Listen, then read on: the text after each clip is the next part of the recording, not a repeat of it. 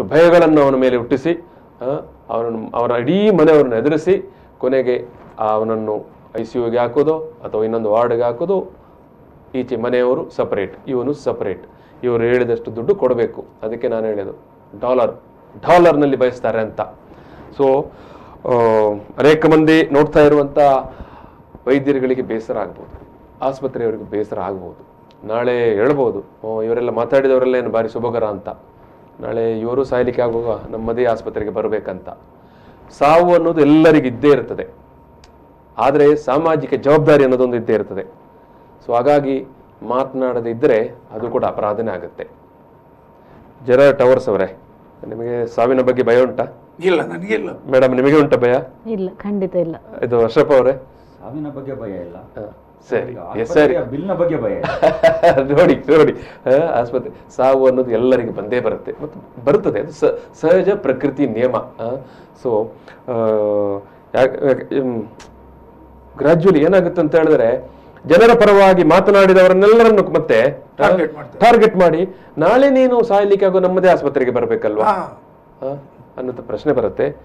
So ಖಂಡಿತ ಬಂದೇ ಬರ್ತಾರೆ, ಅದು ಅದಕ್ಕೆ ಯಾರು ಏನು ಮಾಡ್ಲಿಕ್ಕೆ ಆಗೋದಿಲ್ಲ.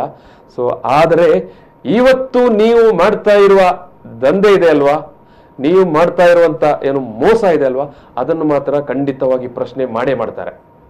ಸೊ ಇದು ನಿಮಗೆ ಗೊತ್ತಿರಲಿ. ಇಷ್ಟನ್ನು ಹೇಳಿಕೊಂಡು ನೋಡಿ, ನೀವು ಕೂಡ ಇದೇ ಊರಿನಲ್ಲಿ ಹುಟ್ಟಿ ಬೆಳೆದವರು. ಈ ಊರಿನ ರಸ್ತೆ, ಈ ಊರಿನ ಅಕ್ಕಿ, ಈ ಊರಿನ ಜನರ ಬೆವರು, ಈ ಜನರ ಶ್ರಮದಿಂದ ನಿಮ್ಮ ಸಂಸ್ಥೆಗಳು ನಡೀತಾ ಉಂಟು ಅನ್ನೋದು ನಿಮಗೆ ಕೂಡ ಗೊತ್ತಿರಬೇಕು. ಈ ಕಷ್ಟ ಕಾಲದಲ್ಲಿ ನೀವು ಸುಲಿಗೆಗೆ ನಿಂತದ್ದು ಎಷ್ಟರ ಮಟ್ಟಿಗೆ ನ್ಯಾಯ ಅನ್ನೋದನ್ನು ನೀವೇ ತೀರ್ಮಾನ ಮಾಡಿಕೊಳ್ಳಿ.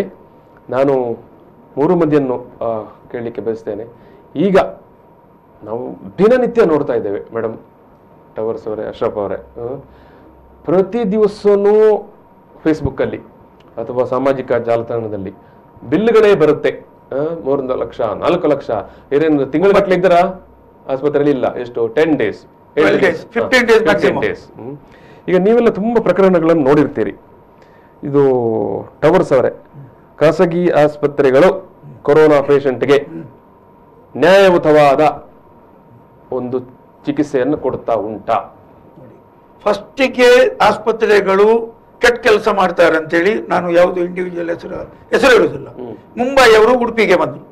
ಉಡುಪಿಗೆ ಬಂದ ತಕ್ಷಣ ಅಂದ್ರೆ ಸರ್ಕಾರ ಒಂದು ಸುತ್ತೋಲೆ ಕೊಟ್ಟದ್ದು, ಆಸ್ಪತ್ರೆಯವರು ಚೆಕ್ ಮಾಡಿ ಸರ್ಟಿಫಿಕೇಟ್ ಕೊಡಬೇಕು, ಪಾಸಿಟಿವ್ ನೆಗೆಟಿವ್. ಅದೊಂದು ಖಾಸಗಿ ಆಸ್ಪತ್ರೆಗೆ ಹೋಯಿತು. ಟ್ರೈನ್ ನಿಂದ ಬಸ್ಸಲ್ಲಿ ಒಟ್ಟಾರೆ ಅಲ್ಲಿ ಉಡುಪಿಗೆ ಮುಂಬೈಯಿಂದ ಬರುವವರು ಪ್ರಾರಂಭ ಆಗುವಾಗ, ಅದಕ್ಕಿಂತ ಮೊದಲು ತಬ್ಲೀಗ್ನಿಂದ ಬಂದದಂತೇಳಿ ಆಯ್ತು ಈ ರೋಗ. ಮುಂಬೈಯಿಂದ ಬರುವಾಗ ದಿವಸಕ್ಕೆ 300, 600, 700, 800 ಕೇಸ್ ಪಾಸಿಟಿವ್. ಆವಾಗ ಫೇಸ್ಬುಕ್ ಅಲ್ಲಿ ಬಂತು, ಈ ಆಸ್ಪತ್ರೆಗೆ ಲಾಭ ಇದ್ದ ಕಾರಣ ಬಂದ ಎಲ್ಲ ರೋಗಿಗಳಿಗೆ ಪಾಸಿಟಿವ್ ಮಾಡ್ತಾ ಇದ್ದಾರೆ ಅಂತೇಳಿ. ಅದರ ಮರು ದಿವಸ ನಾನು ದಿನ ಪತ್ರಿಕೆಗಳನ್ನು ಮತ್ತೆ ಟಿವಿಯನ್ನು ನೋಡ್ತಾ ಇದ್ದೇನೆ. ಅಲ್ಲಿ 60 ಮತ್ತೆ 40 ಮತ್ತೆ 75ಕ್ಕೆ ಬಂತು. 500, 400 ಕೇಸಸ್ ಇದ್ದದ್ದು ಅದು 40ಕ್ಕೆ ಹೇಗೆ ಬಂತು? ಹಾಗಾದ್ರೆ ಅಲ್ಲಿ ಹೋದ ರೋಗಿಗಳಿಗೆ ಇವರಲ್ಲಿ ನಾವು ವಂಚನೆ ಮೋಸ ಮಾಡಿ ಪಾಸಿಟಿವ್ ಮಾಡಿದ್ದಾರೆ ಅಂತೇಳಿ ಫೇಕ್ ರಿಪೋರ್ಟ್ಸ್ ಕೊಟ್ಟಿದ್ದಾರೆ ಅಂತೇಳಿ. ನಾನು 1975 ಇಸವಿಯಲ್ಲಿ ಫಾದರ್ ಮುಲ್ಲರ್ಸ್ ಆಸ್ಪತ್ರೆಯಲ್ಲಿ ಕೆಲಸ ಮಾಡಿದವ, ನನ್ನ ಹೆಸರು ಹೇಳಬಾರ್ದು, ತೊಂದರೆ ಇಲ್ಲ. ನನಗೆ 15 ವರ್ಷ ಕೆಲಸ ಮಾಡಿ ಸಾಧಾರಣ ಎಲ್ಲ ನನಗೆ ಗೊತ್ತುಂಟು. ಅಲ್ಲಿ ಒಬ್ಬರು ಡಾಕ್ಟರ್ ಇದ್ದರು. ಒಂದು ದಿವಸ ಒಂದು ಹೆಂಗಸು ಕೂಗ್ತಿತ್ತಂತೆ.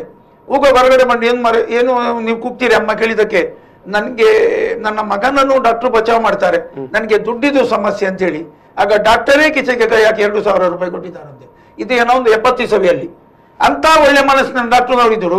ಈಗ ಅಂತ ಒಳ್ಳೆ ಮನಸ್ಸಿನ ಡಾಕ್ಟರ್ಗಳು ಒಂದಷ್ಟು ಜನ ಇವತ್ತು ಕೂಡ ಇದ್ದೇ ಇದ್ದಾರೆ. ನೀವು ಈ ದೊಡ್ಡ ಆಸ್ಪತ್ರೆಗಳನ್ನು ಬಿಡಿ, ಈ ಸಣ್ಣ ಸಣ್ಣ ಕ್ಲಿನಿಕ್ ಇಟ್ಟು ನಡೆಸುವವರು ಎಷ್ಟೋ ಹಳ್ಳಿಗಳಲ್ಲಿ ಬೇಡ, ಸಣ್ಣ ಪುಟ್ಟ ನಗರಸಭೆ ವ್ಯಾಪ್ತಿಗಳಲ್ಲಿ, ಪಟ್ಟಣ ಪಂಚಾಯತ್ ವ್ಯಾಪ್ತಿಯಲ್ಲಿ ಸಣ್ಣ ಪುಟ್ಟ ಕ್ಲಿನಿಕ್ ನಡೆಸಿಕೊಂಡಿರುವಂತ ಎಷ್ಟೋ ವೈದ್ಯರುಗಳಿದ್ದಾರೆ. ಇವತ್ತು ಕೂಡ ತುಂಬಾ ಜನಾನುರಾಗಿ ರೀತಿಯಲ್ಲಿ ಸೇವೆ ಮಾಡೋರು ಇದ್ದಾರೆ. Discipline makes A man perfect ಹೇಳ್ತಾರೆ. ಇವತ್ತು ನಮ್ಮ ಸರ್ಕಾರ ಎಲ್ಲಿ ಉಂಟು? 3 ಉಪಮುಖ್ಯಮಂತ್ರಿಗಳು ಒಬ್ಬರೊಬ್ಬರು ಮಾತಾಡುವುದಿಲ್ಲ. ಇವರಿಗೆಲ್ಲ ಈ ಅಡ್ವಾಂಟೇಜ್ ತಗೊಳ್ತಾರೆ. ಇಡೀ ನಮ್ಮ ಕಾರ್ಯಕ್ರಮದ ಮೂಲ ಉಂಟು, ಈ ಆಸ್ಪತ್ರೆಗಳು ಅಡ್ವಾಂಟೇಜ್ ಯಾಕೆ ತಕೊಂಡ್ರು, ಲೂಟುವುದಕ್ಕೆ ಯಾಕೆ ಹೋದ್ರು, ನಮ್ದು ಕಾನೂನು ಸರಿಯಾಗಿಲ್ಲ. ದಟ್ ಈಸ್ ಮೂಲ. ಕಾನೂನು ಸರಿ ಇದ್ರೆ ಇವರು ದಿಕ್ಕು ತಪ್ಪಿರ್ಲಿಲ್ಲ. ಇವತ್ತು 2 ಆಸ್ಪತ್ರೆಗಳಾಯ್ತು. ವಸ್ತು ಆಸ್ಪತ್ರೆ ನಮ್ಮ ಕಂಕನಾಡಿ ಪಡೀಲ್ ಕಡೆಯದು, ಅಲ್ಲಿಂದ ರೋಗ ಸ್ಪ್ರೆಡ್ ಆಯ್ತು. ಎಷ್ಟೋ ಮಂದಿಗೆ ಹೇಳದೆ ಅವರು ಒಳಗಡೆ ಇಟ್ರು, ದುಡ್ಡು ತಕೊಂಡ್ರು, 1,00,000 1.5 ಲಕ್ಷ ಬಿಲ್ ತಕೊಂಡ್ರು, ಗುಟ್ಟಿಟ್ರು. ಅದು ಸ್ಪ್ರೆಡ್ ಆಗುವಾಗ ಒಮ್ಮೆಲೆ ಜೀವಂತ ಆದರು. ಅದರ ನಂತರ ಇವತ್ತು ಒಂದೇ ಮಿನಿಟ್, ಇವತ್ತು ಒಂದು ಸಮುದಾಯದವರ ಆಸ್ಪತ್ರೆ ಸಂಸ್ಥೆ ಅಂತೇಳಿ ನೋಡಿಕೊಂಡು ನಮ್ಮ ಕಾನೂನು ಪಾಲನೆ ಮಾಡ್ತಾರೆ ಅಂತೇಳಿ ನನಗೆ ಒಂದು ಸಂಶಯ ಬರ್ತದೆ. ಯಾಕೆ ಹೇಳಿದರೆ ಅದೇ 2 ಆಸ್ಪತ್ರೆ ಅಥವಾ 3 ಆಸ್ಪತ್ರೆಗಳು ಇವತ್ತು ಏನು ಅನ್ಯಾಯ ಮಾಡಿದೆ ಜನಸಾಮಾನ್ಯರಿಗೆ. ಅವು ಒಂದು ವೇಳೆ ಮೈನಾರಿಟಿ ಅವರ ಆಸ್ಪತ್ರೆಗಳು ಆಗ್ತಿದ್ದರೆ ಇವತ್ತು ನಮ್ಮ ಜಿಲ್ಲೆಯಲ್ಲಿ ಏನಾಗ್ತಿತ್ತು? ಆದ ಕಾರಣ ನಾನು ಹೇಳುವುದು ಕಾನೂನು ಎಲ್ರಿಗೂ ಕೂಡ ಅದು ಕೂಡ ಚರ್ಚೆ ಮಾಡಬೇಕಾದ ವಿಷಯನೇ. ಈಗ ನಾನು ಕೇಳ್ತಾ ಇರೋದು ಈ ಕೊರೋನಾ ಪೇಷಂಟ್ಗಳಿಗೆ ನೀಡಿರುವಂತ ಅಥವಾ ನೀಡ್ತಾ ಇರುವಂತ ಚಿಕಿತ್ಸೆ ಬಗ್ಗೆ ನಿಮಗೆ ಸಮಾಧಾನ ಇದೆ ಅಂತ? ಇದರಲ್ಲಿ ನಾನು ಹೇಳುವುದು ಇವತ್ತು ಭಾರತದ 75% ವಿಸ್ತೀರ್ಣದ ಮಾತ್ರ ಹಳ್ಳಿಗಳು, ಪಟ್ಟಣ ಕಾಸ್ಮೋಪಾಲಿಟನ್ ಸಿಟಿ ಕಾರ್ಪೊರೇಷನ್ ಇರುವುದು 25% ಮಾತ್ರ. ನಾನು ಭಾರತದ 35 ಅಥವಾ 37 ರಾಜ್ಯಗಳ ಪೈಕಿ ಒಂದು 15 ರಾಜ್ಯಕ್ಕೆ ಹೋಗಿದ್ದೇನೆ. ಈಗ ಹಳ್ಳಿಯಲ್ಲಿ 2 ರೂಪಾಯಿ 3 ರೂಪಾಯಿಗೆ ಡಾಕ್ಟರ್ ಮದ್ದು ಕೊಡುವಲ್ಲಿ ಈ ರೀತಿ ಲೂಟಿಂಗ್ ಆಗ್ತದೆ? ಆಗುದಿಲ್ಲ. ಹಾಗಾದ್ರೆ ಜನರ ದುಡ್ಡು ನೋಡಿ ಲೂಟುತ್ತಾರೆ ಅಂತೇಳಿ ಅಲ್ಲಿಗೆ ನಿಘಂಟಾಯ್ತು. ಅಲ್ಲಿ ಇಂತ ಅವರ ಇಡೀ 75 ನಾನು ಆಗ್ಲೇ ಹೇಳಿದ ಹಾಗೆ, ಯಾಕಂತ ಹೇಳಿದ್ರೆ ನೀವು ಕೊರೋನಾ ಪೇಷಂಟ್ ಅಥವಾ ಜ್ವರ ಬಂತು ದಮ್ಮು ಅಂತ ಎಲ್ಲ ಸಮಸ್ಯೆ ಅಂತ ಹೋದ ತಕ್ಷಣ ನಿಮ್ಗೆ ಇನ್ಶೂರೆನ್ಸ್ ಇದೆಯಾ ಅಥವಾ ನಿಮ್ಮ ಮನೆಯಲ್ಲಿ ಯಾರ್ಯಾರು ಯಾವ ಉದ್ಯೋಗದಲ್ಲಿದ್ದಾರಾ ಅಂತ ಗೊತ್ತಾದ ತಕ್ಷಣ ಚಾರ್ಟ್ ಬದಲಾಗ್ತದೆ. ಇದು ಮೇಡಮ್, ನೀವು ಈಗ ಸಾಕಷ್ಟು ಜನರ ಜೊತೆಗೆ ಒಡನಾಟ ಇರುವವರು, ಊರಿನ ಜನ ಬೇರೆ ಬೇರೆ ರೀತಿಯ ಸಮಸ್ಯೆಗಳಾದಾಗ ನಿಮ್ಮನ್ನು ಸಂಪರ್ಕ ಮಾಡ್ತಾರೆ. ಒಂದು ಪರಿಹಾರ ಕೇಳಿ ಅಥವಾ ಯಾರಿಂದಾದರೂ ಏನಾದರೂ ಇದಕ್ಕೆ ಒಂದು ಸೊಲ್ಯೂಷನ್ ಹುಡುಕಿ ಕೊಡಿ ಅಂತ, ಅಥವಾ ಏನಾದರೂ ಸಲಹೆ ಕೊಡಿ ಅಂತ. ನಿಮಗೆ ಈ ಒಂದು ಕೊರೋನಾದ ಈ ಸಂದರ್ಭದಲ್ಲಿ ನಮ್ಮ ಖಾಸಗಿ ಆಸ್ಪತ್ರೆಗಳು ನೀಡ್ತಾ ಇರುವಂಥ ಟ್ರೀಟ್ಮೆಂಟ್ ಬಗ್ಗೆ ಯಾವ್ಯಾವೆಲ್ಲ ದೂರುಗಳು? ಈಗ ದೂರನ್ನು ನಾವು ಪರಿಹಾರ ಮಾಡಲಿಕ್ಕೆ ಆಗುವುದಿಲ್ಲ, ಖಂಡಿತವಾಗಿ ಗೊತ್ತು ನಮಗೆ ಖಾಸಗಿ ಆಸ್ಪತ್ರೆಯವರ ಲಾಬಿ ಯಾವ ರೀತಿ ಇದೆ ಅಂತ. ಆದರೆ ಅಟ್ಲೀಸ್ಟ್ ಒಂದಲ್ಲಿ ಒಂದು ನೆಗೋಷಿಯೇಷನ್ಗೆ, ಒಂದು ಚರ್ಚೆಗೆ ಮುಂದಾಗಿ ಅಂತ, ಅಥವಾ ಅಲ್ಲಿ ಯಾರಿಗಾದ್ರೂ ಮಾತಾಡಿ ಅನ್ನುವಂಥ ಒಂದು ಪ್ರಶ್ನೆಗಳು ಇಟ್ಕೊಂಡು ಬಂದಿರ್ತಾರೆ. ನಿಮ್ಮ ಅನುಭವವನ್ನು ಹೇಳಿ. ನಾವು ದೇವರನ್ನು ಮೊದಲು ನಂಬುದು, ದೇವರ ನಂತರ ಡಾಕ್ಟರನ್ನು. ನಾವು ಇಲ್ಲಿಗೆ ಏನಾಗಿದೆ ನಮ್ಮ ದಕ್ಷಿಣ ಕನ್ನಡ ಜಿಲ್ಲೆಯಲ್ಲಿ ಒಂದು ವೈದ್ಯಕೀಯ, ಒಂದು ಶಿಕ್ಷಣ, ಒಂದು ಕನ್ಸ್ಟ್ರಕ್ಷನ್, 3 ಬಿಸ್ನೆಸ್. ಅದರಲ್ಲಿ ಕೊರೋನಾ ಟೈಮಿಗೆ ಶಾಲೆಗಳದ್ದು ವಿದ್ಯಾಭ್ಯಾಸದೆಲ್ಲ ದಂಧೆ ಸ್ವಲ್ಪ ನಿಂತಿದ್ದು ಹೇಳಲೇಬೇಕಾಗ್ತದೆ. ಕೆಲವು ಶಾಲೆ ದಂಧೆ ನಿಂತಿತ್ತು, ಕನ್ಸ್ಟ್ರಕ್ಷನ್ ಫೀಲ್ಡ್ ಏನಿಲ್ಲ. ಈಗ ಕೊರೋನಾ ಅಂತ ಒಂದು ಹೆಸರಲ್ಲಿ ಇದೊಂದು ದಂಧೆ ಆಸ್ಪತ್ರೆಯಲ್ಲಿ ಶುರುವಾಗಿದೆ. ನಾನ್ ಹೇಳುದಾದ್ರೆ ಕೊರೋನಾ ಅಂತ ವೈರಸ್ ಅಂತ ನಾವು ಹೇಳ್ತೇವೆ, ಚೈನಾದಿಂದ ಬಂದ ವೈರಸ್. ಒಬ್ರಿಗೂ ಈಗ ಕೊರೋನಾದ ಬಗ್ಗೆ ಏನು ಎಂತ ಮೂಲ ಅಂತ ಗೊತ್ತಿಲ್ಲ, ಬೇಕಾಗಿ ಇಲ್ಲ. ಆದ್ರೆ ಮದ್ದು ಇಲ್ಲ, ಮೆಡಿಸಿನ್ ಇಲ್ಲ ಅಂತ ಹೇಳುದಾದ್ರೆ ಈ ಆಸ್ಪತ್ರೆಯಲ್ಲಿ 5-6 ಲಕ್ಷ ಬಿಲ್ ಹೇಗೆ ಬರ್ತದೆ ಒಂದು ಪ್ರಶ್ನೆ. ಕೊರೋನಾಕ್ಕೆ ಮದ್ದು ಇಲ್ಲ, ಮನೆಯಲ್ಲೇ ಕೂತು ಈಗ ಟ್ರೀಟ್ಮೆಂಟ್ ನಡೀತಾ ಉಂಟು. ಬಿಸಿ ನೀರು ಕುಡಿಯಿರಿ, ವಿಟಮಿನ್ ಟ್ಯಾಬ್ಲೆಟ್ ತಗೊಳ್ಳಿ, ಜಿಂಕ್ ಟ್ಯಾಬ್ಲೆಟ್ ತಗೊಳ್ಳಿ ಅಂತ ಸರ್ಕಾರ ಕೂಡ ಅದನ್ನ ಹೇಳೋದು. ಯಾಕಂತ ಹೇಳಿದ್ರೆ ಆಸ್ಪತ್ರೆಗಳಲ್ಲಿ ನಿಮಗೆ ಏನೋ ಅಲ್ಲಿ ಬೆಡ್ ಸಿಗದಿದ್ದರೆ ಅಥವಾ ಅಲ್ಲಿ ಅವೈಲಬಿಲಿಟಿ ಇಲ್ಲ ಅಂತ ಹೇಳಿದ್ರೆ ನೀವು ನಿಮ್ಮ ಮನೆಯಲ್ಲ ಐಸೋಲೇಷನ್ ಮಾಡಿಕೊಳ್ಳಿ ಅಂತ. ಅದೇ ನೀವು ಹೇಳಿದ ವಿಚಾರಕ್ಕೆ ಅಂದ್ರೆ ಏನೋ ಕೆಲವು ಸರಳವಾದ ಮದ್ದು ಮೆಡಿಸಿನ್ ನಿಂದಲೇ ಅದು ಕ್ಯೂರ್ ಆಗುತ್ತೆ ಅನ್ನೋ. 1,000 ರೂಪಾಯಿ ಒಳಗೆ ಯಾರಿಗಾದ್ರೂ ಈ ವೀಸಿಂಗ್ ಶ್ವಾಸ ತೆಗಿಲಿಕ್ಕೆ ಕಷ್ಟ ಆಗುದಾದ್ರೆ, ದಮ್ಮು ತೆಗಿಲಿಕ್ಕೆ ಕಷ್ಟ ಆದ್ರೆ ಬೇಕಾಗ್ಬಹುದು, ಒಳಗೆ ಐಸಿಯು ಎಲ್ಲರೂ ಆಕ್ಸಿಜನ್ ಬೇಕು ಅಂತ. ಅದು ಎಲ್ಲಿ ಅಷ್ಟು ಆಕ್ಸಿಜನ್ ಬಳಕೆ ಮಾಡ್ತಾರಂತ ನಾವೇನ್ ನೋಡ್ಲಿಕ್ಕಿಲ್ಲ. ಎಷ್ಟು ಕಿಟ್ ಇವರು ಹಾಕುದೇ ಅವಾಗ ಈಗ charge, oxygen, ICU charge, ventilator, PP kit, ಮತ್ತೆ ಡಾಕ್ಟರ್ ಚಾರ್ಜ್. ನಗರದಲ್ಲಿ ಮೊನ್ನೆ ಒಂದು ಗಲಭೆ ಆಯ್ತು, ಎಲ್ರಿಗೂ ಗೊತ್ತಿದ್ದ ಸಂಗತಿ, ನನಗೂ ಗೊತ್ತುಂಟು. ಹೆಸರು ಹೇಳಿದ್ರೆ ಅಲ್ಲಿ ಕಂಪ್ಲೇಂಟ್ ಆಗ್ತದೆ. ಒಂದು ವಿಷಯದಲ್ಲಿ ಒಂದು ಆಸ್ಪತ್ರೆಯಲ್ಲಿ ಗಲಭೆ ಆಯ್ತು ಹೆಣ ಇಟ್ಕೊಂಡು ಅಂತ. ನನಗೊಂದು ಪ್ರಶ್ನೆ ಉಂಟು, ಅಲ್ಲಿ ದೊಡ್ಡ ಮೊತ್ತದ ಬಿಲ್ ಬಂದಿತ್ತು, ಇಡೀ ಸೋಷಿಯಲ್ ಮೀಡಿಯಾದಲ್ಲಿ ಪಬ್ಲಿಸಿಟಿ ಆಯ್ತು, ನಾನು ಮಾತಾಡಿದೆ ಆ ಮನೆಯವರಲ್ಲಿ. ನನ್ನ ಪ್ರಶ್ನೆ, ಒಂದು ಆಸ್ಪತ್ರೆ MD ಅವರು ಅನಸ್ತೇಶಿಯಾ ಅಂತ ಇರುವಾಗ ಅವರಿಗೆ 20,000 ಬಿಲ್ ಯಾಕೆ? ಕೊರೋನಾಕ್ಕೂ ಅದಕ್ಕೂ ಏನು ಸಂಬಂಧ ಅರ್ಥ ಆಗುದಿಲ್ಲ. ಕೊರೋನಾಕ್ಕೆ ಏನು ಮೂರ್ಛೆ ತಪ್ಪಿಸುವ ಏನಾದ್ರು ಮಾಡ್ಲಿಕ್ಕೆ ಉಂಟಾ? ಇಲ್ಲ ಅಲ್ಲ. ನೀವು 3 ಬಿಲ್ಲಲ್ಲಿ ನಾನು 20,000, 18,000, 15,000 ಮೂಲ ಬಿಲ್, ಇಂಥ ಚಾರ್ಜಸ್ ಆಗುವಾಗ ಪ್ರತಿಯೊಬ್ರು ಡಾಕ್ಟರ್ ಅಲ್ಲಿ ಎಂಟ್ರಿ ಇಲ್ಲ. ಯಾಕೆ? ಯಾರು ಮಾತಾಡುವವರು? ಶಾಲೆ ಆಗ್ಲಿ, ಆಸ್ಪತ್ರೆ ಆಗ್ಲಿ, ಜನಪ್ರತಿನಿಧಿಗಳಿಗೆ ಸಂಬಂಧಪಟ್ಟ ಆಸ್ಪತ್ರೆ ಆದ ಕಾರಣ ನೀವ್ ಹೇಗೆ ಮಾತಾಡ್ತೀರಿ? ಜನಪ್ರತಿನಿಧಿಗಳು ಹೇಗೆ ಅಂತ ಹೇಳಿದ್ರೆ, ಅವರು ಯಾರಾದ್ರೂ ಒಂದು ಪೇಷಂಟ್ ಪೈಕಿಯಿಂದ ಫೋನ್ ಮಾಡಿ ಅವ್ರಿಗೊಂದು 5,000 ರೂಪಾಯಿ ಬಿಡಿ, ಅವ್ರಿಗೆ 10,000 ರೂಪಾಯಿ ರಿಯಾಯಿತಿ ಕೊಡಿ ಅಂತ ಹೇಳುವಾಗ ಸ್ವಾಭಾವಿಕವಾಗಿ ಆಸ್ಪತ್ರೆ ಮಾಲೀಕರು, ಮ್ಯಾನೇಜ್ಮೆಂಟ್ನವರು ಬಿಡ್ತಾರೆ. ಆಗ ಇವರಿಗೆ ಅದೇ ತೃಪ್ತಿ. ನಮಗೆ ಸರ್ಕಾರದ ಪಾಲಿಸಿಯನ್ನು ಬದಲಾಯಿಸಬೇಕು, ಇಂಥ ಒಂದು ನೀತಿ ನಿಯಮಾವಳಿಗಳನ್ನು ರೂಪಿಸಬೇಕನ್ನುವ ಕಾಳಜಿ ಇಲ್ಲ. ನಾನು ಫೋನ್ ಮಾಡಿದ್ದಕ್ಕೆ ಒಂದು 2 ಪೇಷಂಟ್ಗೆ ಬಿಟ್ಟಿದ್ದೆ, ಅಷ್ಟು ಮಾಡಿದ್ದೆ ಪುಣ್ಯ ಕಾರ್ಯ ಅಂತ. ಎಷ್ಟು ಜನಕ್ಕೆ ಪ್ರತಿನಿತ್ಯ ಹೋಗಿ MLA ಮನೆ ಮುಂದೆ, MP ಮನೆ ಮುಂದೆ ಕೂತ್ಕೊಳ್ಳಿಕ್ಕೆ ಆಗುತ್ತೆ? ಆಸ್ಪತ್ರೆಯಲ್ಲಿ ಪೇಷಂಟ್ ಅಲ್ಲಲ್ಲ, ಈಗ ಆಸ್ಪತ್ರೆಯಲ್ಲಿ ಬರೋ ಪೇಷಂಟ್ ಇರ್ತಾರೆ, ಆ ಪೇಷಂಟ್ ಅನ್ನು ಕಾಯುವುದು ಅಲ್ಲಿ ವಾರ್ಡ್ ನಲ್ಲಿ ಅಲ್ಲ, ಇವರ ಮನೆ ಕಾಯುವುದು. ನೋಡಿ, ಅನಸ್ತೇಸಿಯಾ ಬಗ್ಗೆ ಮತ್ತೆ ನಮ್ದು ಎದುರು ಹೋಗ್ತದೆ. ಅನಸ್ತೇಸಿಯಾದ ಮದ್ದನ್ನು ನಾನೇ ತಂದವ ಫದರ್ಮುಲ್ಲಾ ಹಾಸ್ಪಿಟಲ್ಗೆ, ಎಲ್ಲ ಪೆಥಡಿನ್ ಮತ್ತೆ ಮಾರ್ಫಿನ್ ಇಂಜೆಕ್ಷನ್. 6 ತಾಸಿದು ಆಪರೇಷನ್ಗೆ ಕೊಡುವುದು ಡಾಕ್ಟರ್ಗೆ 5,000, ಈಗ ಜಾಸ್ತಿ ಹೇಳಿದ್ದಾರೆ 10,000. ಇದು 20,000 ಆಪರೇಷನ್ ಇಲ್ಲದ ಪೇಷಂಟ್ಗೆ ಅನಸ್ತೇಸಿಯಾಗೆ ಕೊಟ್ಟರು. ಇವರ ಮನೆಯವರು ಒಂದೇ ಅನಸ್ತೇಸಿಯಾದ ಪಾಯಿಂಟ್ ಇಟ್ಕೊಂಡು ಕೋರ್ಟಿಗೆ ಹೋದರೆ 1 ಕೋಟಿ ಪರಿಹಾರ ತಗೊಳ್ಬಹುದು ಇದೇ ಆಸ್ಪತ್ರೆಯಿಂದ. ಓಕೆ ಓಕೆ, ಇದು ಅಶ್ರಫ್ ಅವರೇ ಏನು ಹೇಳ್ತೀರಿ? ಒಂದು ಖಾಸಗಿ ಆಸ್ಪತ್ರೆ ಅವರ ಲೂಟಿ ನಿರಂತಕವಾಗಿ ಮುಂದುವರಿತಾ ಇದೆ. ಜೊತೆಗೆ ಮೆಡಿಕಲ್ ಕಾಲೇಜ್ ಏನು ಈ ಜಿಲ್ಲೆಯಲ್ಲಿದೆ, 7 ಮೆಡಿಕಲ್ ಕಾಲೇಜ್ಗಳಿದೆ. ಇವ್ರಿಗೆ ಆಸ್ಪತ್ರೆ ಕೊಟ್ಟಿದ್ದು ಕಾಲೇಜ್ ಕೊಡಬೇಕಾದ್ರೆ ಸೇವಾ ಕ್ಷೇತ್ರಕ್ಕೆ ಅಂತ. ಇವರು ಅದರಲ್ಲಿ ಸೇವೆ ಮಾಡ್ಬೋದಿತ್ತು. ಇವರೇನೋ ಖಾಸಗಿ ಆಸ್ಪತ್ರೆ ಅವರು ಲೂಟಿ ಮಾಡ್ತಾ ಇದ್ದಾರೆ, ಅವ್ರ ವಿರುದ್ಧ ಮಾತಾಡಲಿಕ್ಕೆ ಜನಪ್ರತಿನಿಧಿಗಳಿಗೆ ಧೈರ್ಯ ಇಲ್ಲ. ಜನಸಾಮಾನ್ಯರಿಗೆ ನಾವು ನೇರವಾಗಿ ಒಂದು ರಾಜಕಾರಣಿಯನ್ನ ಎಲ್ಲೋ ಬೆಂಗಳೂರಿನಲ್ಲಿರುವವನನ್ನು ಇಲ್ಲ ಬರಾಕ್ ಒಬಾಮನನ್ನು ಟ್ರಂಪ್ನನ್ನು ವಿರೋಧಿಸುವಂತ ಜನಗಳು ಇಲ್ಲಿನ ದನಿಗಳ ವಿರುದ್ಧ ಮಾತಾಡಲಿಕ್ಕೆ ಹೆದರ್ತಾರೆ. ಯಾಕಂದ್ರೆ ಅದಕ್ಕೆ 100 ಕಾರಣಗಳಿದೆ. ಹತ್ತಿರದ ದನಿಯ ವಿರುದ್ಧ ಮಾತಾಡ್ಲಿಕ್ಕಿದೆಯಲ್ಲ, ಹೆದರ್ತಾರೆ. ಹೀಗಾಗಿ ಇವರ ಲೂಟಿ ನಿರಾಂತಕವಾಗಿ ಮುಂದುವರೆದಿದೆ. ಜೊತೆಗೆ ಸೇವಾ ಕ್ಷೇತ್ರಕ್ಕೆ ಪಡೆದಂತಹ ಮೆಡಿಕಲ್ ಕಾಲೇಜ್ ಪಡೆದಂಥವ್ರು ಆಸ್ಪತ್ರೆಯನ್ನು ತೋರಿಸಿ ಅವರು ಸಹ ಇದೇ ಲೂಟಿಯಲ್ಲಿ ತೊಡಗಿರೋದಿದೆಯಲ್ಲ. ನಮ್ಮ ಜಿಲ್ಲಾ ಉಸ್ತುವಾರಿ ಸಚಿವರು ಹೇಳಿದರು, ಆಧಾರ್ ಕಾರ್ಡ್ ತೋರಿಸಿ ಮೆಡಿಕಲ್ ಕಾಲೇಜು ಆಸ್ಪತ್ರೆಗಳಲ್ಲಿ ಉಚಿತವಾಗಿ ಚಿಕಿತ್ಸೆ ಪಡೀರಿ ಅಂತ. ಅದು ಕಾರ್ಯರೂಪಕ್ಕೆ ಬರಲೇ ಇಲ್ಲ. ಅವ್ರ ಹತ್ರ ಕೇಳಬೇಕು, ಎಷ್ಟು ಇದೇನು ಉಚಿತವಾಗಿ ಟ್ರೀಟ್ಮೆಂಟ್ ಸಿಕ್ಕಿತ್ತು ಅಂತ. ಕರ್ನಾಥ್ ಅವರೇ, ಜಿಲ್ಲೆಯಲ್ಲಿ ಜನಪರ ಚಳುವಳಿಗಳ ಕೊರತೆ ಇದೆಯಲ್ಲ, ಇದು ಇಂತಹ ಲೂಟಿಗೆ ಅವಕಾಶ ಕೊಡುತ್ತೆ. ಈ ಕಾರಣಕ್ಕಾಗಿಯೇ ಇಲ್ಲಿನ ನೀವು ಖಾಸಗಿ ಆಸ್ಪತ್ರೆಯ ದನಿಗಳು ನೋಡಿ, ಹೆಚ್ಚಿನವರು ಕೇರಳೀಯರು. ಅವ್ರು ಅಲ್ಲಿಂದ ಬಿಟ್ಟು ಇಲ್ಲಿ ಬಂದು ಯಾಕೆ ಆಸ್ಪತ್ರೆ ಮಾಡ್ತಾರೆ ಅಂದ್ರೆ, ಅಲ್ಲಿ ಜನಪರ ಚಳುವಳಿ ಪ್ರಬಲವಾಗಿದೆ, ಇಲ್ಲಿ ದುರ್ಬಲವಾಗಿದೆ, ಇಲ್ಲಿ ಬೇಕಾಬಿಟ್ಟಿ ಬಿಲ್ ಮಾಡಬಹುದು ಅಂತ. ನಾನೊಂದು ಮೊನ್ನೆ ಒಂದು ಕಾರ್ಯಕ್ರಮದಲ್ಲಿ ನಾವು ಎಲ್ಲಾ ಕಡೆ ಮಾಡಿದ್ವಿ. ಅಲ್ಲಿ ಈಗ ಓಕೆ, ಅದು ನಾವು ಈ ಒಂದು ಬ್ರೇಕ್ ನಂತರ ಚರ್ಚೆ ಮಾಡುವಾಗ ಕೇರಳದಲ್ಲಿ ಕೂಡ ಖಾಸಗಿ ಆಸ್ಪತ್ರೆಗಳಲ್ಲಿ ಕೋವಿಡ್ ಟ್ರೀಟ್ಮೆಂಟ್ ಕೊಡ್ತಾ ಇದ್ದಾರೆ. ಅಲ್ಲಿ ಕೂಡ ದರ ಪಟ್ಟಿ ಸರ್ಕಾರ ನಿಗದಿಪಡಿಸಿದೆ. ಕರ್ನಾಟಕದಲ್ಲಿ ಕೂಡ ಇವರಿಗೆ ದರ ಪಟ್ಟಿ ಕೊಟ್ಟಿದೆ, ಏನು ಟ್ಯಾರಿಫ್.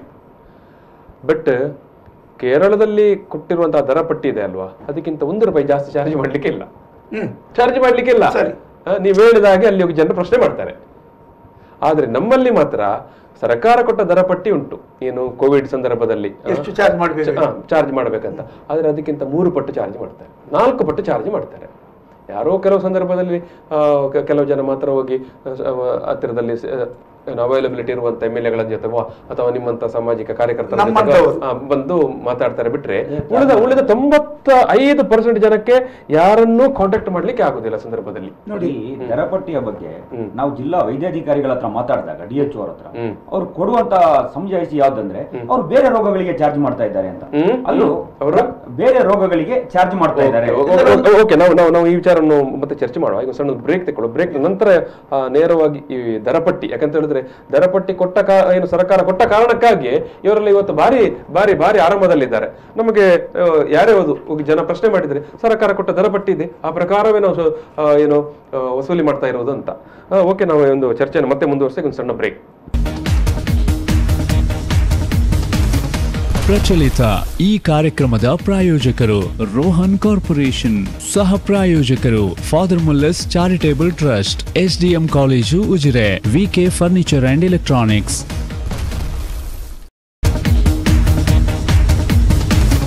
ಪ್ರಚಲಿತ ಈ ಕಾರ್ಯಕ್ರಮದ ಪ್ರಾಯೋಜಕರು ರೋಹನ್ ಕಾರ್ಪೊರೇಷನ್, ಸಹ ಪ್ರಾಯೋಜಕರು father Muller's charitable trust, SDM college Ujire, VK furniture and electronics.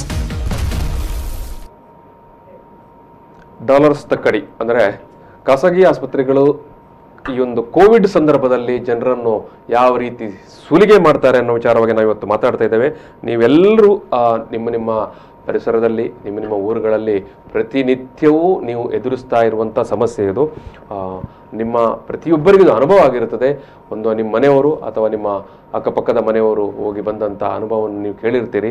ಯಾವ ರೀತಿ ಒಂದು ಖಾಸಗಿ ಆಸ್ಪತ್ರೆಗಳು ಕೋವಿಡ್ನ ಕೋವಿಡ್ನ ಕಾರಣದಿಂದ ಅಥವಾ ಒಂದು ನೆಪ ಹೇಳಿ ಅಥವಾ ಒಬ್ಬನಿಗೆ ಕೊರೋನಾ ಪಾಸಿಟಿವ್ ಬಂದ ತಕ್ಷಣ ಅವನಿಗೆ ಟ್ರೀಟ್ಮೆಂಟ್ ಮಾಡುವ ನೆಪದಲ್ಲಿ ಯಾವ ರೀತಿ ಸುಲಿಗೆ ಮಾಡ್ತದೆ ಅನ್ನೋದನ್ನು ನೀವೆಲ್ಲರೂ ನೋಡಿರ್ತೀರಿ. ನಾವು ಇವತ್ತು ಸ್ವಲ್ಪ ಮಟ್ಟಿಗಾದರೂ ಜಿಲ್ಲಾಡಳಿತಕ್ಕೆ, ಸರ್ಕಾರಕ್ಕೆ ಮತ್ತು ಈ ಆಸ್ಪತ್ರೆಗಳನ್ನು ನಡೆಸುವವರಿಗೆ ಸ್ವಲ್ಪ ಆದರೂ ಅವರಿಗೆ ಈ ಮಾತುಗಳು ಅವರ ಹೃದಯಕ್ಕೆ ತಟ್ಟಲಿ ಅನ್ನುವಂಥ ಒಂದು ಆಶಯದಿಂದ ಈ ಒಂದು ಮಾತುಕತೆಯನ್ನು ಆಯೋಜಿಸಿದ್ದೇವೆ. ಈ ಸಂದರ್ಭದಲ್ಲಿ ನಮ್ಮ ಜೊತೆಗೆ ಸಾಮಾಜಿಕ ಕಾರ್ಯಕರ್ತರಾಗಿರುವಂಥ ಜೆರಾರ್ಡ್ ಟವರ್ಸ್ ಅವರು ಮತ್ತು ಪ್ರಸನ್ನ ರವಿ ಅವರು ಮತ್ತು ಅಶ್ರಫ್ KC ರೋಡ್ ಅವರು ಇದ್ದಾರೆ. ಈಗಾಗಲೇ ಅವರು ಕಂಡಂಥ ಅವರ ಅನುಭವಕ್ಕೆ ಬಂದಂಥ ಕೆಲವು ಪ್ರಕರಣಗಳನ್ನು ನಿಮ್ಮ ಮುಂದೆ ಇಟ್ಟಿದ್ದಾರೆ. ಇಲ್ಲಿ ಆ ಆಸ್ಪತ್ರೆ ಈ ಆಸ್ಪತ್ರೆ ಅನ್ನುವಂಥ ಪ್ರಶ್ನೆ ಅಲ್ಲ.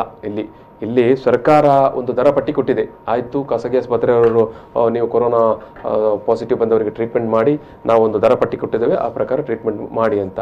ಅದು ಸಿಕ್ಕಿದ್ದೇ ತಡ ಇವರು ಸುಲಿಗೆಗೆ ಇಳಿದಿದ್ದಾರೆ. ನಾನು ಮತ್ತೊಮ್ಮೆ ಹೇಳ್ತಾ ಇದ್ದೇನೆ, ಇದಕ್ಕೆ ಆ ಆಸ್ಪತ್ರೆ ಹೆಸರು, ಈ ಆಸ್ಪತ್ರೆ ಹೆಸರು ಅಥವಾ ಇವರು ಅನ್ನೋದಿಲ್ಲಿ ಪ್ರಶ್ನೆ ಅಲ್ಲ. ಇದು ಇಡೀ ರಾಜ್ಯದಲ್ಲಿ ಇವತ್ತು ಬೆಂಗಳೂರಿನಿಂದ ಮಂಗಳೂರು ತನಕ ಎಲ್ಲ ಕಡೆಯೂ ಒಂದೇ ಥರ ಇದಾಗಿದೆ ಪರಿಸ್ಥಿತಿ. ಸೊ ಇದು ಪ್ರತಿನಿತ್ಯವೂ ಮಾಧ್ಯಮಗಳಲ್ಲಿ ವರದಿ ಆಗ್ತಾ ಉಂಟು, ಯಾವ ರೀತಿ ಜನ ಸಂಕಷ್ಟ ಪಡ್ತಾ ಇದ್ದಾರೆ, ಜನರ ಪಾಡು ಇಲ್ಲಿ ತನಕ ಬಂದಿದೆ ಅಂತ. ಇದು ಅಶ್ರಫ್ ಅವರೇ, ನೀವು ಮಾತಾಡೋ ಕೊನೆಗೆ ಹೇಳ್ತಾ ಇದ್ದೀರಿ ಈ ದರಪಟ್ಟಿ ಬಿಡುಗಡೆ ವಿಚಾರವಾಗಿ. ನಾವು DYF ಇನ್ನೊಂದು ಕಾರ್ಯಕ್ರಮವನ್ನು ಮಾಡಿದ್ವಿ. ಎಲ್ಲ ಗ್ರಾಮ ಪಂಚಾಯಿತಿಯ ಮುಂದೆ ಭಿತ್ತಿ ಪತ್ರ ಪ್ರದರ್ಶನ ಮಾಡಿದ್ವಿ. ಸರ್ಕಾರಿ ಆಸ್ಪತ್ರೆಯನ್ನು ಬಲಪಡಿಸಿ ಖಾಸಗಿ ಆಸ್ಪತ್ರೆಗಳನ್ನು ನಿಯಂತ್ರಿಸಿ ಅಂತ. ಅದು ಜಿಲ್ಲಾ ಆರೋಗ್ಯಾಧಿಕಾರಿಗಳ ಕಚೇರಿ ಮುಂದೆ ನಡೀತು. ಎಲ್ಲ ಬಂಟ್ವಾಳ ಇರ್ಬೋದು, ಇನ್ನು ಕಾವೂರು ಎಲ್ಲ ಪ್ರದೇಶಗಳಲ್ಲೂ ಮಾಡಿದ್ವಿ. ಕೊನೆಗೆ ಜಿಲ್ಲಾ ವೈದ್ಯಾಧಿಕಾರಿಗಳನ್ನು ಭೇಟಿ ಮಾಡಿ ಲಿಖಿತವಾಗಿ ದೂರನ್ನು ಕೊಟ್ವಿ, ವಿತ್ ಪ್ರೂಫ್, ಆಧಾರ ಸಮೇತ ದೂರು. ಏನು ಔಷಧಿಗಳಿಗೆ ದುಪ್ಪಟ್ಟು ದರ ವಿಧಿಸಿದ್ರು ಇದನ್ನೆಲ್ಲ ಕೊಟ್ವಿ. ಆಗ ಅವ್ರು ಹೇಳುವಂಥದ್ದು ಅದು ಬೇರೆ ರೋಗಕ್ಕೆ ಟ್ರೀಟ್ಮೆಂಟ್ ಕೊಟ್ಟಿದ್ದಾರೆ ಅಂತ. ನಾವು ಹೇಳ್ತೇವೆ ಕೊರೋನಾ ಪೀಡಿತರು, ಏನು ಕೋವಿಡ್ ಪೀಡಿತರಿದ್ದಾರೆ, ಅವ್ರ ಮನೆಯಲ್ಲಿ ಚಿಕಿತ್ಸೆ ಪಡೀರಿ ಅಂತ. ಬಟ್ ಈಗ ಡಯಾಲಿಸಿಸ್ ಪೇಷಂಟ್ ಇರ್ಬೋದು, ಇಲ್ಲ ಬೇರೆ ಹಾರ್ಟಿನ ತೊಂದರೆ ಇರುವಂತಿರ್ಬೋದು, ಅಂಥವ್ರೆ ಹೆಚ್ಚು ಮೃತಪಟ್ಟಿದ್ದು. ಅವ್ರನ್ನ ನಾವು ಮನೆಯಲ್ಲಿ ಚಿಕಿತ್ಸೆ ಕೊಡ್ಲಿಕ್ಕೆ ಅವ್ರನ್ನ ಆಸ್ಪತ್ರೆಗೆ ದಾಖಲು ಮಾಡಬೇಕಾಗುತ್ತೆ. ಆಗ ಅವರು ಈ ರೀತಿಯ ಒಂದು ಅವಕಾಶವನ್ನ, ಏನು ರಂಗೋಲಿ ಕೆಳಗೆ ನುಗ್ಗುದು ಅಂತಾರಲ್ಲ, ಆ ರೀತಿಯ ಒಂದು ಈ ದರಪಟ್ಟಿಯ ಒಂದು ಈ ಮೂಲಕದ ಒಂದು ಲಾಭವನ್ನ ಪಡಿತಾರೆ ಈ ಖಾಸಗಿ ಆಸ್ಪತ್ರೆಯವರು. ಪಡೆದ್ಬಿಟ್ಟು ಆ ರೀತಿಯ ಬಿಲ್ಗಳನ್ನ ಮಾಡ್ತಾರೆ. ಮತ್ತೆ ಸರ್ಕಾರ ವೆಂಟಿಲೇಟರ್ಗಳನ್ನ ಈಗ ನಾವು ಈ ಕೊಟ್ಟಿದೆ, ಅದರಲ್ಲಿ ಒಂದು 50% ನೀವು ಕೋವಿಡ್ ಪೀಡಿತರಿಗೆ ಮೀಸಲಾಗಿಡಿ. ಅದು ಯಾವತ್ತು ನೋಡಿದ್ರು ಅದು 50% ಇದೇ ತೋರಿಸ್ತಾರೆ. ಇದು ಇವರಿಗೆ ರಿಸರ್ವ್ಡ್ ಸೀಟ್, ಅದು ಖಾಸಗಿಯವರು ಅವ್ರು ಬೇಕಾಬಿಟ್ಟು ದರ ಮಾಡ್ಬೋದು. ಅದನ್ನ ತೋರಿಸಿ ಅಲ್ಲೇ ಇರೋದು ಇದಿಲ್ಲ, ಇದು ಫಿಲ್ ಆಗಿದೆ ಅಂತಾರೆ. ಈ ರೀತಿ ಸರ್ಕಾರದ ದರಪಟ್ಟಿಯ ಲೋಪದೋಷಗಳನ್ನ ಬಳಸಿಕೊಂಡು ಖಾಸಗಿಯವರು ಬಿಲ್ ಮಾಡಲಿಕ್ಕೆ ಬೇಕಾದಷ್ಟು ಮುಕ್ತ ಅವಕಾಶಗಳಿದೆ. ಇದರಲ್ಲೇ ಅವರು ಈ ರೀತಿ ಅವ್ಯವಹಾರವಾಗಿ ಲೂಟಿಯನ್ನ ಮಾಡ್ತಾ ಇರುವಂತದ್ದು ಇದು ಖಂಡನೀಯ. ಇದು ದುರುಪಯೋಗ. ನೋಡಿ, ನಮ್ಮ ಮಂಗಳೂರು ವಿಷಯ ಏನು ಹೇಳಿದ್ದಾರೆ, ಆಗ ಮೇಡಮ್ ಹೇಳಿದಾಗ MLA MLCಗಳ ಹತ್ರ ಹೋಗುವ ಹೇಳಿದರೆ ಅವರ ಮನೆಯೇ ಗೊತ್ತಿಲ್ಲ.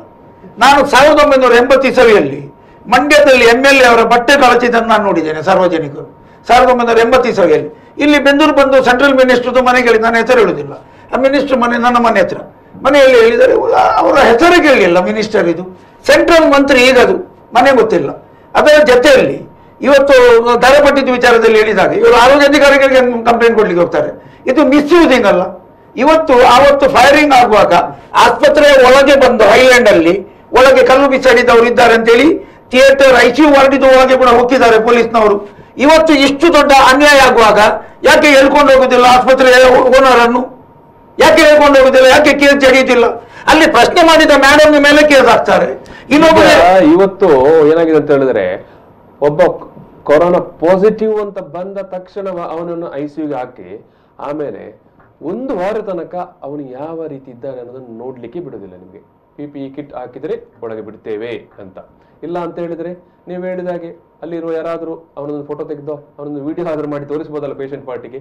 ಇಲ್ಲ, ಬಂದು ಬಿಲ್ಲೇ ಕೊಡೋದು. ನೀವು ಕೊರೋನಾ ಪಾಸಿಟಿವ್ ಅಂತ ಖಾಸಗಿ ಆಸ್ಪತ್ರೆಗೆ ಹೋಗಿ ICUನಲ್ಲಿ ಮಲಗಿದ ಯಾವುದೇ ಪೇಷಂಟ್ಗಳ ಪಾರ್ಟಿಯಲ್ಲಿ ಕೇಳಿ, ಎಲ್ಲರದ್ದು ಇದೇ ಪ್ರಶ್ನೆ ಅಲ್ವಾ? ಸರ್ಕಾರಿ ಆಸ್ಪತ್ರೆಗೆ ಹೋಗ್ಲಿಕ್ಕೆ ಭಯ ಕೇಳಿದ್ದಾರೆ. ಅಲ್ಲಿ ಆಸ್ಪತ್ರೆಯಲ್ಲಿ ಯಾವುದೋ ಇದು ಇಲ್ಲ ಅಂತ ಹೇಳಿ ಸಾಮಾಜಿಕ ಜಾಲತಾಣದಲ್ಲಿ ಬರ್ತದೆ, ಆಕ್ಸಿಜನ್ ಇಲ್ಲ, ಮಾಸ್ಕ್ ಇಲ್ಲ, ವೆಂಟಿಲೇಟರ್ ಇಲ್ಲ ಅಂತೇಳಿ. ಅಲ್ಲಿ ಆಸ್ಪತ್ರೆಯಲ್ಲಿ ಕೆಲಸ ಮಾಡೋ ಸ್ಟಾಫ್ ನರ್ಸ್ ನಮ್ಗೆ ಪರಿಚಯದವರಿದ್ದಾರೆ, ನಾನು ಸಾಮಾಜಿಕ ಜಾಲತಾಣದಲ್ಲಿ ಹಾಕಿದೆ. ಅಲ್ಲಿ 60-70 ಮಂದಿ ಕೆಲಸ ಮಾಡಲಿ 20 ಮಂದಿಗೆ ಸಿಗ್ ಬಂದಿದೆ. ಅವರು ಪ್ರೋಟೋಕಾಲ್ ಅಲ್ಲಿ ಫಾಲೋ ಮಾಡುವುದಿಲ್ಲ. ಸರ್ಕಾರಿ ಆಸ್ಪತ್ರೆಯಲ್ಲಿ ಅವರ ಸ್ಟಾಫಿಗೆ ಬರುವಾಗ ನಾವು ಸಾರ್ವಜನಿಕರು ವೆನ್ಲಾಕಿಗೆ ಹೇಗೆ ಹೋಗುದು? ಅಲ್ಲ ಈಗ ಕೋವಿಡ್ ವೆನ್ಲಾಕ್ ಅನ್ನು ಕೋವಿಡ್ ಆಸ್ಪತ್ರೆಯಾಗಿ ಮಾಡಿದ್ರು, ಅಲ್ಲೂ ವೆಂಟಿಲೇಟರ್ ಗಳ ಕೊರತೆ ಇದೆ. ನನ್ನ ಒಂದು ಆಪ್ತ ಮಿತ್ರ ಅಬ್ದುಲ್ ಖಾದರ್ ಅಂತ, ಅವರು ಒಂದು ಆಸ್ಪತ್ರೆಯಿಂದ ಬಿಲ್ ಜಾಸ್ತಿ ಆಯ್ತು ಅಂತ ಹೇಳಿ ಕೊನೆಗೆ ವೆನ್ಲಾಕಿಗೆ ಶಿಫ್ಟ್ ಮಾಡುವಂತ ಪ್ರಯತ್ನಗಳನ್ನ ಪಟ್ವಿ. ಅಲ್ಲಿ ವೆಂಟಿಲೇಟರ್ ಇಲ್ಲ. ಕೊನೆಗೆ ನಾನು ನನ್ನ ನಂಬರ್ ಕೊಟ್ಟು ಯಾವಾಗ ಅವೈಲೇಬಿಲಿಟಿ ಬರುತ್ತೆ ಆಗ ಕೊಡಿ ಅನ್ನುವಂತ ಪರಿಸ್ಥಿತಿ ಬಂತು. ಅಷ್ಟೇ ಅವ್ರು ಅದೇ ರೀತಿ ರಿಕ್ವೆಸ್ಟ್ ಮಾಡ್ಕೊಂಡ್ರು, ಬೇರೆ ವಿಧಿ ಇಲ್ಲ, ಸ್ವಲ್ಪ ದಿನ 1-2 ದಿನ ವೆಯ್ಟ್ ಮಾಡಿ ನಾನು ಅವೈಲೇಬಿಲಿಟಿ ನೋಡಿ ಕೊಡ್ತೇನೆ ಅಂತ. ಅವ್ರು ತೀರ್ಕೊಂಡ್ರು ಅಷ್ಟೊತ್ತಿಗೆ.